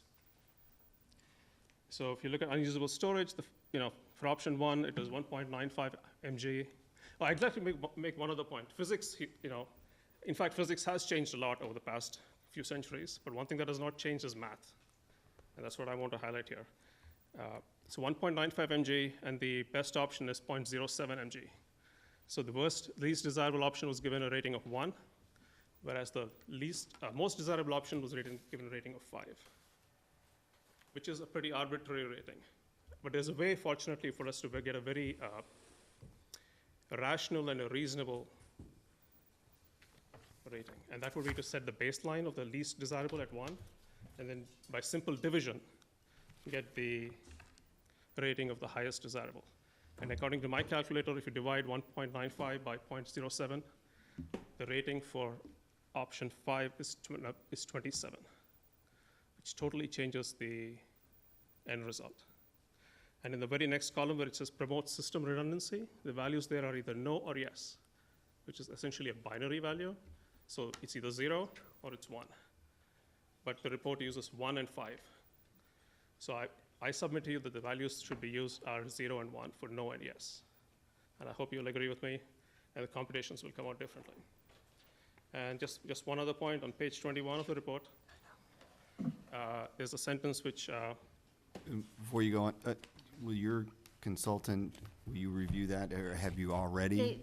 They've looked at it, and I think one of the issues, and this had gone back and forth a couple times, was that we were using it as a screening tool, and it's exactly that, a screening tool, and we could definitely make it come out a million different ways. It was just the first night kind of a flash of, what do you find important? This.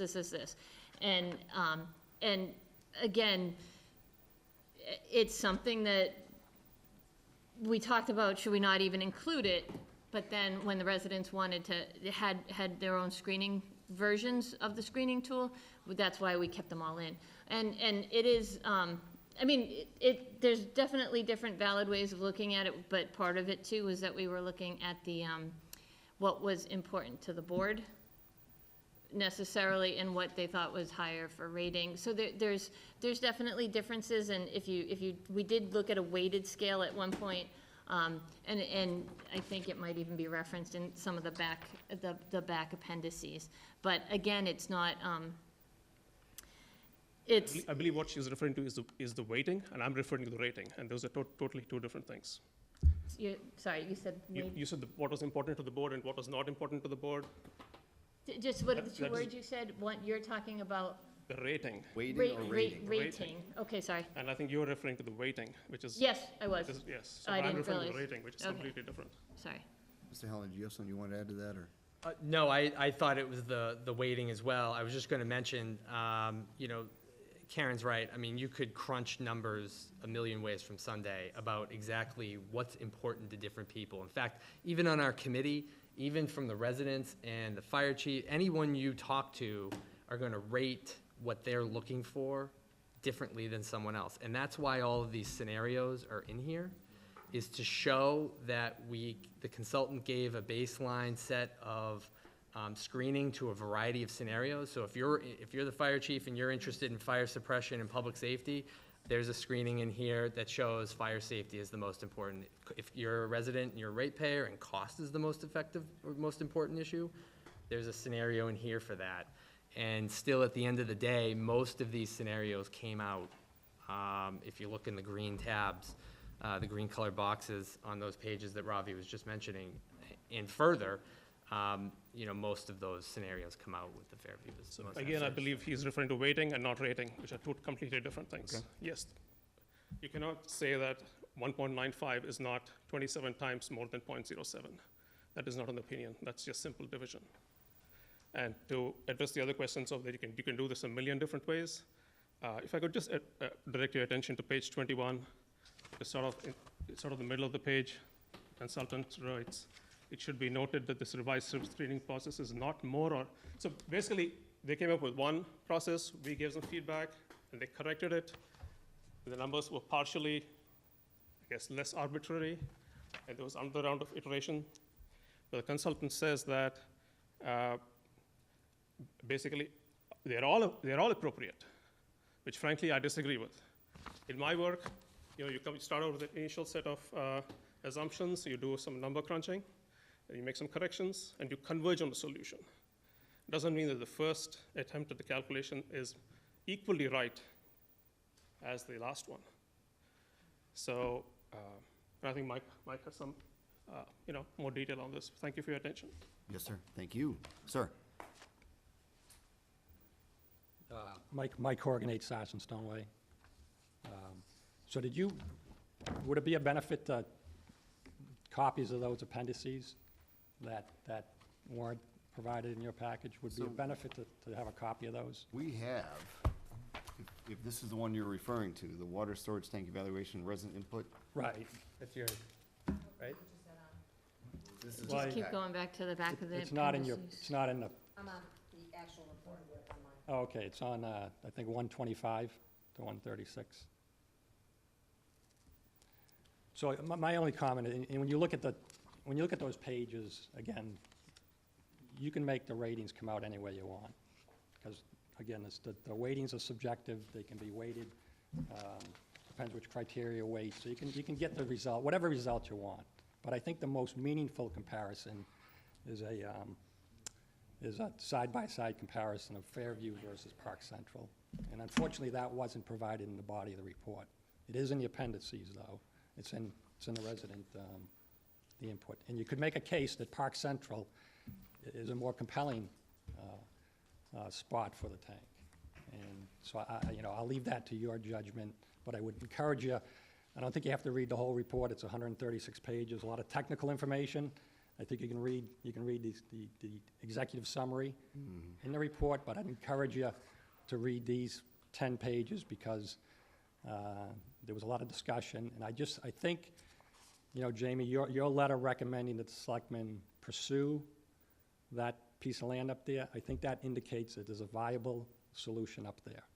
And I think there's an opportunity. I think what's ahead of us here, there's an opportunity, granted, if there's a tower needed, tank needed in the future, I think what we're talking about, and I think what's coming to this board, is there's an opportunity, if there's development up at that site, to incorporate a tank that would serve the purpose of the town.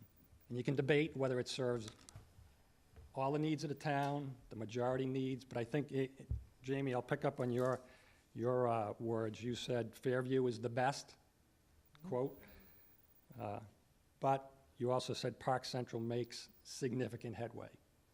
And again, part of our meetings with the board was, okay, what's the difference between the best and significant headway? I mean, if you're talking about 100% and 95%, or we talk, so significant headway to me indicates that there's a solution there that meets the needs of the town, and there's an opportunity ahead of us. Just like when I believe when the Tara Road tank was built, that was built as part of that development. It was incorporated, part of the development, built at the time of the development. So I think that's what, and if I get it right, I think, Jamie, Karen, you're putting that in the hands of the board. And if I hear you right, you're recommending that location be pursued. There's an opportunity here. Yeah, I mean, clearly those are the two areas within town that are possible. Right. So, I'm quite confident, there may come a day within the next number of years when, there's no action being done tonight on this. This is advisory, this is an update on where we stand. I'm quite confident those who live in the Park Central area will fill this room, and we will have a Park Central discussion one night. They were there at the Public Works Planning Board. Yeah, so then we can have another one a handful of years down the road, and the folks in the Fairview area will fill this room. Right, but I think, sorry. No, go ahead. I think the reason we're here is because, and I don't know all the history of Park Central, and I don't know all the activity up there, but there appears to be activity up there. So there's an opportunity, I believe. And I think we don't want to miss that opportunity. And again, I don't know the details of Park Central. I don't know all the details, but I think the piece of land we're talking about, is hugging 495 right at the interchange, and it's right against the highway. And if you drive up and down 495, you drive Route 6 in the Cape, all those water tanks are right against Route 6 for a reason. So that's, I just encourage you, there's an opportunity here, and I think I'd encourage you to read this because you don't have to read the whole report. And again, we spent a lot of hours debating weightings, criteria, this and that, and you can make, again, believe me, because you can see it in here. There's 5, you can make equally compelling ratings that would make Park Central a win. So again, but when you get rid of all of that and you do a side-by-side comparison, I think there's compelling reasons there, and I think I'd just encourage you, the board, not to miss the opportunity to pursue that. Well said. I mean, we heard loud and clear. We're hearing Fairview as you're scored it as a primary That's correct. But also the Park Central, area could be an option that, for us to look into, so, right? But I just want to make clear, one quick thing, and it was in my it was in the committee's recommendation letter. The reason to, or at least suggest to the selectmen to consider the Park Central site was due mainly to the opposition of the residents over there. It's not as if we discussed, and this was part of the discussion at the meetings among the committee and the consultant. I am not denying that some of the problems can't be solved with putting a tank at Park Central. But I don't want to give the impression that the committee or the board talked ad nauseum saying, oh, well, we weighted it, we could get 95%. We did not give any percentage. It was unanimous that the Fairview site was going to solve the town's problems and could do so probably faster because we own the land. And it was in my letter, and it's clear that the main reason why we were suggesting the selectmen to even consider the Park Central site was because of the resident opposition. It was not based off a ton of scenarios in the report So or anything there was else. no resident opposition from the Park Central folks? I mean, I think there were a few There folks was. at the first couple meetings. I think I know the answer to that Yeah. one, so. So, Okay. Ms. Manna? I'm not here to discuss the merits of any project, but I have been involved in this water tank discussion since 2007. And I was a representative for this board on the discussion with a previous attempt to develop the Park Central site.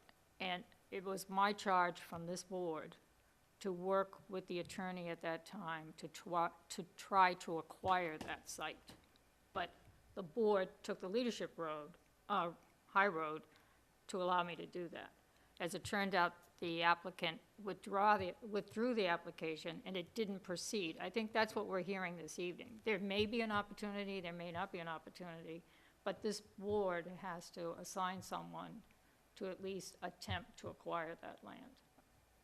If it's available to the town, it could go to a town meeting, or the conversation needs to be had, because it's gonna keep coming back.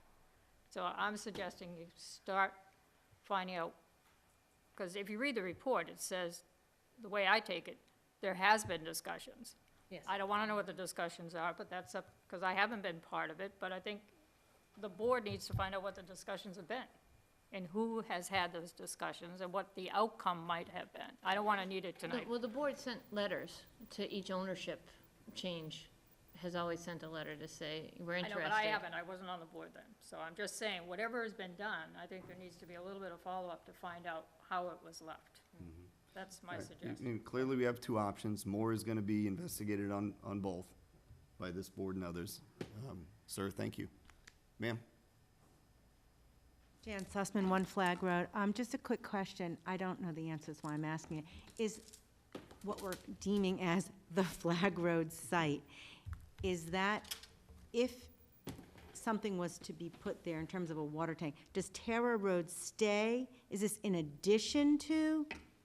Yes, it would have to be in addition to, because we need, we would have to make 3 service areas.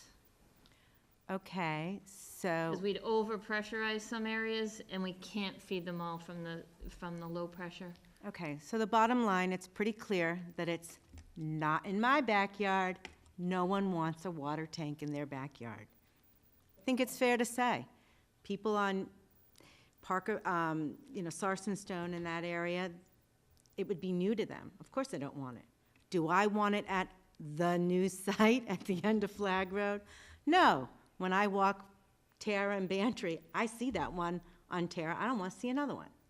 So my question is, have we exhausted all options?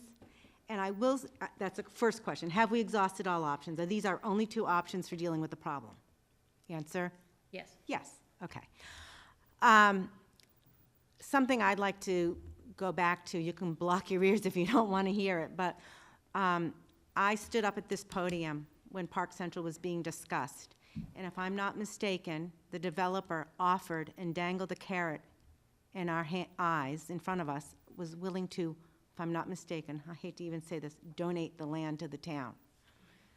I'd have to go back on the meeting minutes, and I stood here and I said, how dare us bring this to the floor when we are just in the process of hearing about the proposal of Park Central. I found it to be very distasteful for the developer to be dangling the carrot of donating land for a water tank at that point in time. And I will reiterate my point and say I still find it to be premature to be talking about a parcel of land that's very confrontational right now. It's in litigation. There's a lot of problems right now. So I would be very careful about that and just caution people. And it sounds to me like there's no good solution, but, and I'm not sure how to go forward, but I just want to say it's a tough one, but to have 2 water tanks back to back in the Flag Road, Terrabantry area is something I would strongly oppose. Thank you, ma'am. All right. Ma'am, do you have a final comment? Oh, yes. Marguerite Landry, 134 Deerfoot. I have longevity on this because my family's lived there since 1962, before the land was offered for sale, and my parents' neighbor was the guy who sold it. At that time, there was no Sarsonstone Drive. There was only part of Schuyler, and there were no additional houses on Deerfoot. I think Kathy Bartolini and some other people here have houses up there now. So there's basically 40 houses that are impacted, which is a lot. I also want to point out that the chief and the fire department pointed out that our fire situation is currently robust. And I'm wondering why. This is sort of a philosophical question. If this is because Park Central needs water, and that's what we were told in one of the meetings, that this had to be done because Park Central would need water, I'm questioning the assumption that this town needs to build out to 100%. My feeling is it's kind of good the way it is now and it feels balanced. Why do we need to expand to 100%? Just my question. Who is it benefiting to have to do more and bigger? I can't talk about expansion. I can say that the water tank is not because of Park Central at all. That's, or whatever it gets, basically, our master plan always includes as though it's full build-out, which is why you get to your point and they say we'll need it within the next 20 years or whatever. However, our usage is so seasonally very high, and the way we are building, we're basically continuing to encourage that, unfortunately. And so even if we don't get build out, we are going to be at that point. We need that tank. All right. Thank you. Any final comments? Nope. All right. Any final questions from the board? All right. Nope. Do you need anything from us, Karen? I do not. Thank you. Thank you. Thank you both. Thank you. Okay. Our last item is amongst us. There's a couple of folks who attended a recent meeting of the Main Street Design Working Group. I believe Ms. Bracchio, Mr. Shea attended. We're not having presentations tonight about this. I was hoping that you both could give a very brief synopsis of the entirety of that meeting, and then we will adjourn to executive session after public comment. Go ahead, Brian. So, yes, so the Main Street Design Working Group met, and one of the agenda items that we wanted to discuss was a proposal that one of the Main Street residents had put forward about the possibility of eliminating poles on Main Street and alternate route concepts to align poles off of Main Street to get the poles and wires off of Main Street, improve the aesthetics of Main Street. So the Main Street Design Working Group looked at it from the perspective of impact of that rerouting on the Main Street project itself. And a key point that was made was that if any changes were to be recommended by that group, they did not want the schedule for the Main Street project to be adversely impacted at all. Again, as we know that, we're already in the situation where we were able to get the state to give us that one additional chance to secure the funding. And the vote needed to be able to put us in a position to get the funding for the Main Street project. So any further delays on the project would not be tolerated. So we looked at the timeline for the Main Street project, which is to have the project advertised for bids in December of 2017. Construction starting in the spring of 2018. Construction then continuing into the end of 2018. We then looked at, the consultant who's working with the Main Street group looked at the concepts that have been proposed for rerouting the power lines and the poles. And that time frame for that work does not coincide with the work for the Main Street project itself, that it would not allow that work to be done concurrently. That's, again, if I go astray at all, please set me straight. So, again, we also looked at the Main Street project itself and, the plan view layout of the alternate concepts. And with the exception of a section of underground conduit at the Route 30, Route 85 intersection, and also at the School Street, Main Street intersection, there really isn't any rework that would need to be done as part of the project if the pole replacement project was undertaken 5, 10, 15 years, or at some point in time in the future after the Main Street project was done. So Main Street has to stay on schedule. Obviously, the buildings that abut Main Street need to have power provided to them when Main Street project is done. So we need to proceed with the design of the Main Street project as it currently stands. There was a lot of talk about, and the Main Street Design Working Group did not officially make a recommendation on endorsing or not endorsing the plan. There were a number of residents who were in attendance who thought that it was a worthwhile thing to pursue further for the town, that it would be an overall benefit to improve the aesthetics and to eliminate the poles and the wires from that corridor. The big unknown is the price tag that accompanies it and the ability of all the utilities that have wires on the poles to maintain those poles if they are rooted in areas other than along the streets. So those remain unknowns.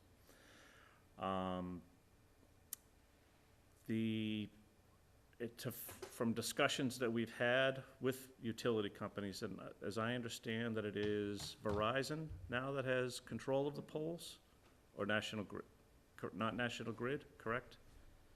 It just switched from Verizon to National Grid. So it is now National Grid. Yes. So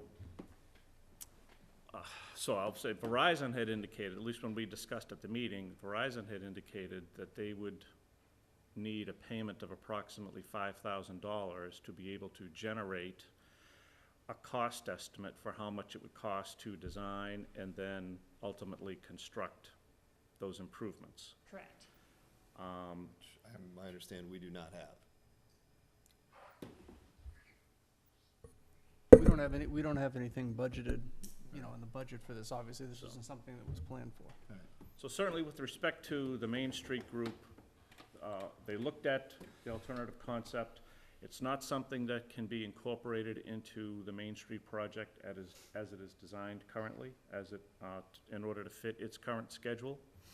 If this is something that the town wants to pursue further, then options are available to do that. I think we would need to make a determination as to which group we would want to do that. It's currently not in the Main Street Design Working Group's charge to provide, to do power designs for the the Main Street area. Their charge is focused on the Main Street project. So, and again, it just comes at an unknown price tag, and I think if it is something that, you know, this board or others in town want to consider, it's probably best to be able to get an estimate from the utility companies, you know, as to what we think it's gonna cost to do a design and construction for that. And if there's support for that, put it on a town meeting Can you as a try to warrant gather some article, and data? have the town vote yes or no. Can you try to gather some data as to others who have tried this idea, as to what it ultimately ended up costing the taxpayers of that town? I have been trying to get in touch with someone, both the people who knew were on vacation this week. Okay.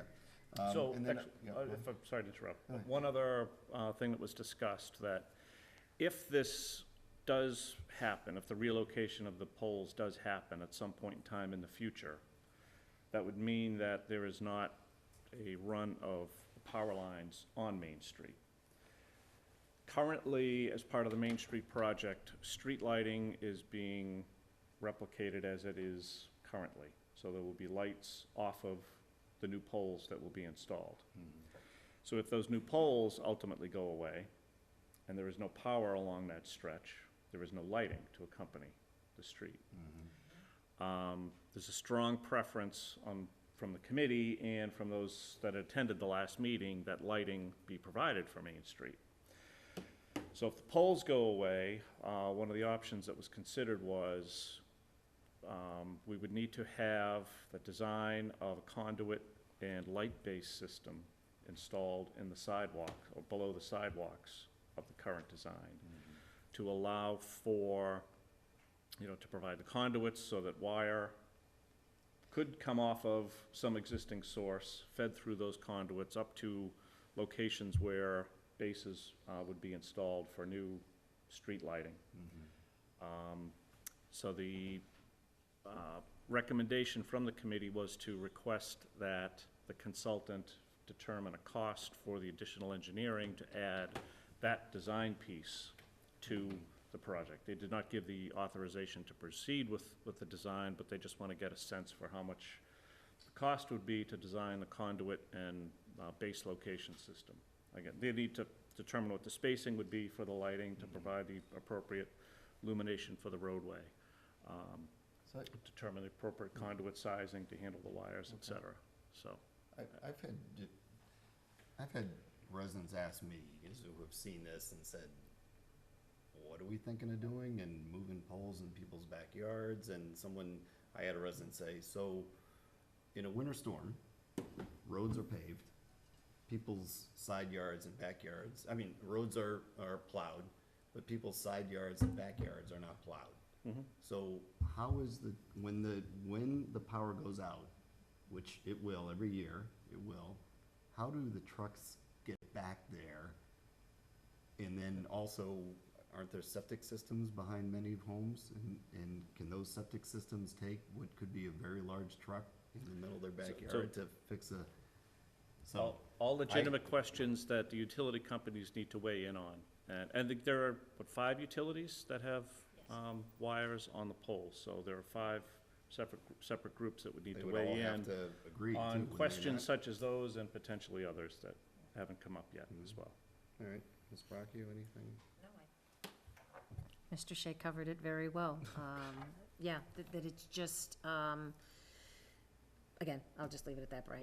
You did a great job. So. Okay. And again, unquestioned that the aesthetics would be improved as a result of this. It's also unquestioned aesthetics would be improved on any road in town where we underground wires. Yeah, So there's it would happen in poles all Corderville, throughout town that we could have Southville, any everyone road. asking for the same thing. Yeah.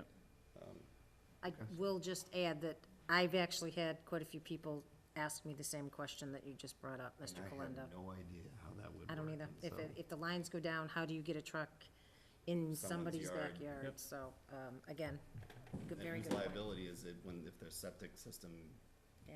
is damaged and, okay. Ms. Galligan, you'll continue to, gather data for us Yes. on this? Yes, And I'll has- get that to Mark. And they haven't identified the cost yet for the added engineering for conduits and bases? I got a number, but Unfortunately, it's design and construction cost was $1 million, so my assumption is we're talking about like usually it's a 10%, so you're probably talking $100,000 for the electrical. Okay. Which would be chapter 90 and. Which comes out of chapter 90. But the tip would pay that other piece. So it's 100,000 less available for a Flag Road Deerfoot improvement. Yes. All right, so Karen. nothing further from the board? Okay, any public comment on this particular? All right. We won't be doing presentations tonight, so if you have You gotta you got to stand behind the microphone so people can hear you, and please be as brief as you can. Many of us, I think all of us have seen all of this, so. On TV? Yeah. Okay, excuse me my voice, because I went to this Moody Blues concert. That's why Well, even better to keep it was good incredibly fun, brief. too. I'm David Parry. I'm 22 Main Street. And I was the individual, let's face it, who did a ton of work to try and bring this thing forward. And I'm still trying to do that. A lot of your questions are already answered. I'm somewhat sort of odd. Sorry, I'm covered with paint because I've been painting this darn thing this afternoon when I got back from work. But they're already answered because we know right away that Verizon has told us that when you put a new trunk line of utility poles, you must have a driveway next to them. And that driveway must provide access for emergency to repair the poles. And so the route which I have worked out and got easements from, I want to say it right up front, you know, the biggest problem we had on Main Street was easements, wasn't it? We had fights at town meeting, we lost. We had 3 years and years. I already have 4 easements in writing, free, for this right-of-way. And that's only because poles go through those properties. All the rest of the land is public property. 85, Middle Road, you know, power line right-of-way. I need to sort of emphasize this. This is not an academic exercise. Don't tell me, please, Karen, that, you know, Verizon and so forth are going to recreate the wheel. I have created the wheel here with a lot of other businessmen who've given, you know, hours and hours and hours as to where this route should go. And they have provided in writing letters to you, if not, I will get them, about where it can go with their permission and gift to you of an easement. It's an this is really quite unique, because we don't have to have Verizon fiddling around trying to figure out where it goes. We know where it can go. I've met with a school superintendent, for instance. You know, so let me briefly explain that.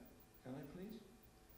All right, how much time do you think because we have a very full, we still have an executive session. 5 minutes. 5 minutes, thank you. All the public understand it.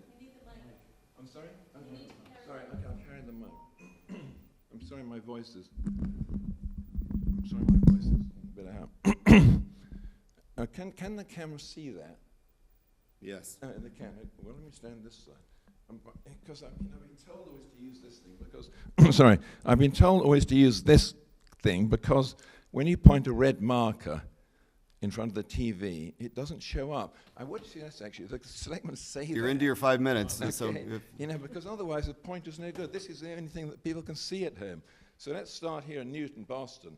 Now, this is a plan which has been worked out with property owners, and they've given permission already for free for an easement. Not $1, $0 at Newton.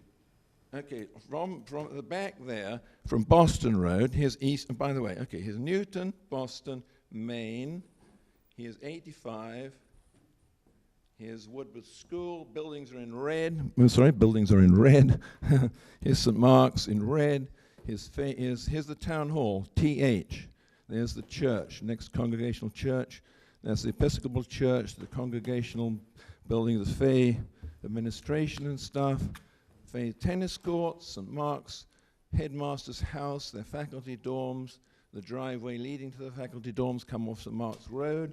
There's the parking lot of Town Hall. Here's the Fay parking lot in front. Those are all the Fay buildings. There's the entrance to Fay. And that's that new thing around those new buildings. There's Parkerville, there's Deerfoot, there's Sears. So the state road starts at Sears, doesn't it, and goes all the way to there. That's the state project.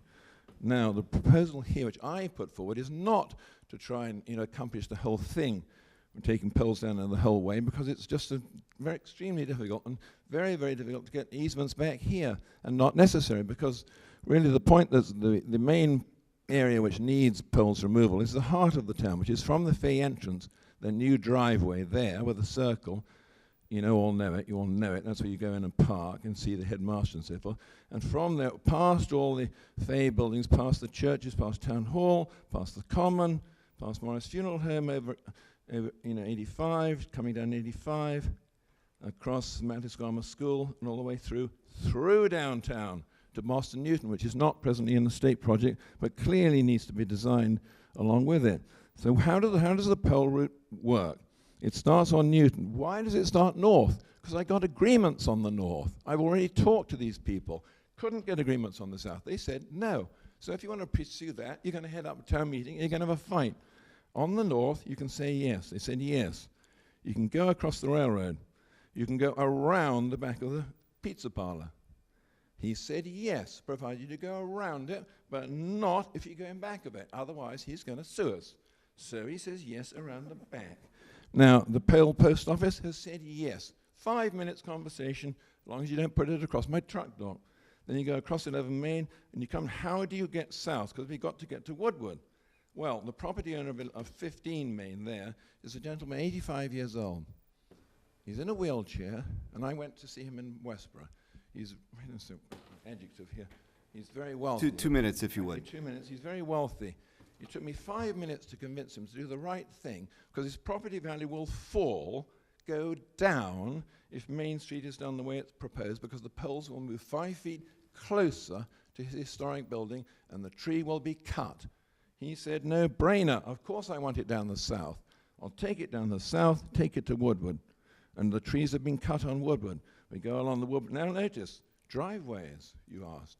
Very important. There are driveways around the back of the pizza parlor. There are driveways there. There's a school street. There is a parking lot here.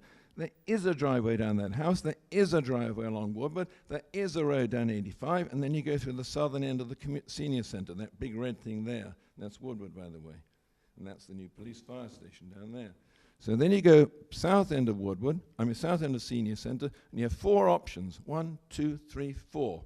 4 ways of getting to the trunk line, the high voltage transmission line, which has a driveway along it, because it must by law. So that is the driveway. Where this green line goes, the new trunk route proposed south, follows the new transmission line at a certain point. The little dotted line is our poles, and they cut up in four different ways, up to the senior center, up 85, along Woodward, and then north over to Newton. The big green dots are the pylons, gigantic things, like 400 feet between. Karen said quite clearly, we cannot use them, we cannot string from them, you can't put anything in within 100 feet of them, so it must be a 200 feet right of way. But you can add 20 feet to it. And that is a simple solution. It's so blooming obvious. When you walk down there, I was walking down there last weekend after that meeting, I said, how? Well, it's obvious. We just add 20 feet to the transmission line. Then we have our right of way. And who owns the 20 feet? Fay opens the 20 feet. I spoke to their business manager today. He said, this is very, very significant for Fay. He's not capable of making that decision. The trustees must vote on it. But they are very, very interested for obvious reasons. So it comes south of their play fields, and it comes here. There's their scoot shooting range. If you could wrap up, all right, please. I'm wrapping up. Thank you. You can come up by their pool. You can go along there. You can go through the cemetery. You can go right way or down the cemetery. 4 ways of linking up to the pylon route, which exists. All we add is 20 feet to it. Done. You've got your right-of-way, you've got your road, you've got your access, you've got your emergency. No poles go in individual lots other than 4. Pizza. There isn't even a pole in the old post office. It's an aerial easement because the pole is in the pizza place. One pole, 1 or 2 poles, 15 Main. He's given you an easement already in writing. You're Woodward. You're 85. You're public, DHCR, you're public, you're Fay. Done. You got all your easements. I want to emphasize this because a huge amount of work has gone into it. And you have don't tell me that Verizon's going to recreate the wheel. They're not. Because other routes here north, people have said no. Now, what are we going to have Verizon spin their wheels and say, well, I'm sorry, you can't go through my yard, excuse my voice, but you're not going to come through my yard. Otherwise, I'm going to sue you. I'm going to tie up town meeting. You're not going to get So we're going to go ahead and, if we can, thank you very much. Any comments, Mr. Purple? Anything? But can I just say one more thing? One more thing. Look, the key thing is, the key thing is rather embarrassing, I frankly think, because, you know, if we do eventually do an alternate route, the irony is we're going to cost Verizon 50% of the cost of moving almost every pole along Main Street. Because as Brian knows, you know, the street is not just a street. You have to move poles 5 feet, 2 feet, 3 feet, 4 feet, 5 feet, 6 feet, 2 inches, whatever. And that's a gigantic, hundreds of thousands of dollars are going to be spent by Verizon and by Mass Highway to accomplish this project. All of that money could be not spent. And we could go to them, go to Verizon, we could say, look, we're going to save you $500,000 or $1 million right now if you cooperate with us and simply work out a new route. We're going to save you $1 million. So we go to the top of the queue, not the bottom of the queue, because we have the ability right now to say we can save you $0.5 to $1 million by not moving a single pole along Main Street. That is hugely significant. We go to the top of the pile if we call them next week, not the bottom. Thank you. Mr. Purple. Mr. Chairman, I just have 3 quick items I just want to point out. Obviously, you know, Mr. Perry has done a significant amount of work on this, and has, you know, done a lot of legwork in looking at this issue. 3 quick issues, 3 quick points.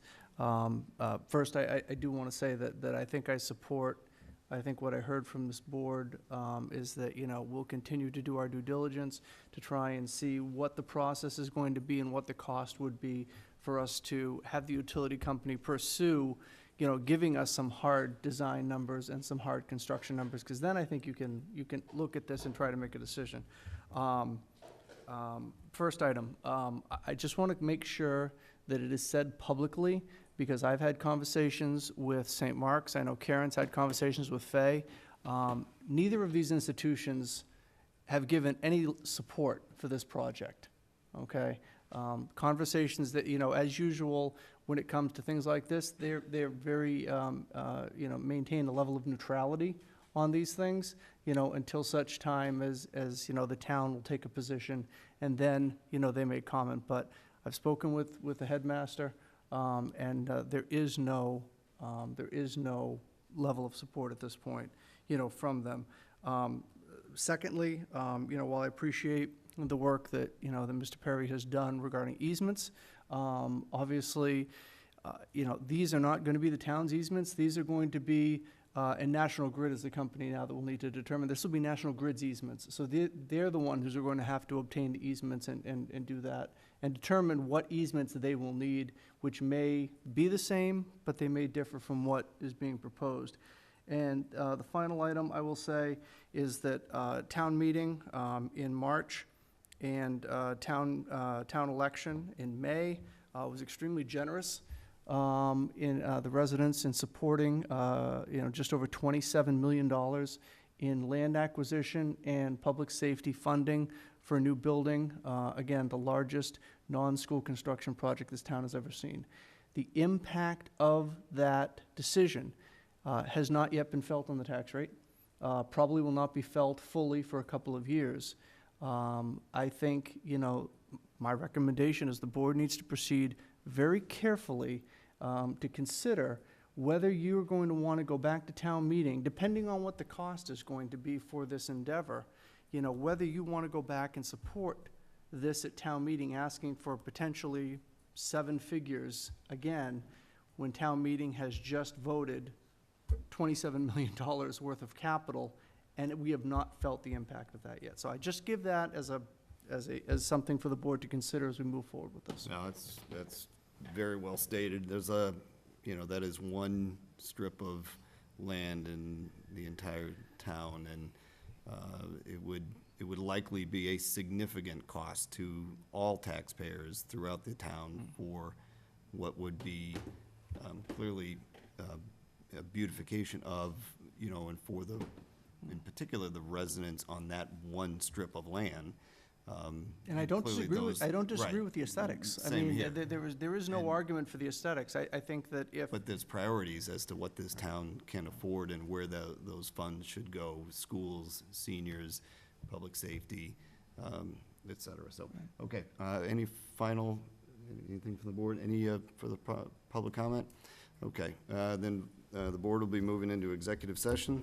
Excuse me, Mr. Clement, Yes. one thing. Do we want to go back to the minutes from June 6th before we move forward, just to? Oh, I didn't know if you were making edits All now right, to that, or? I can do thought it you- now. I can actually, if the board is willing, it's 3 minor things. I'm happy to just supply them to Jen and. Yeah, what, do you want to let us know what they are? and- Absolutely. Minor is, it's Mr. Cruciani's name. It's Dick, not Yep. Ted, minor. And then it says, Mr. Shea noted that Tuesday, November 8th is special election day. It's actually the 7th. So it's just a minor change there, and then there was one spelling. That was it, 3 So minor. moved, is there a second? Second. All in favor? Aye. Thank you. Well done. All right, the board will be entering executive session per Mass General Laws, Chapter 38, Section 21, and not returning to open session. Issues to be discussed are, 1, to consider the purchase of real property, Exemption 6, purchase and sale agreement with St. Mark's School, and 2, to discuss strategy with respect to litigation, Exemption 3, court decision on planning board sanctions, as the chair has determined that having the discussions in open session may be detrimental to the public body's negotiating positions. Requires a roll call vote. Kalenda, aye. Shay, aye. Vanify. Brashio, aye. We are in executive session.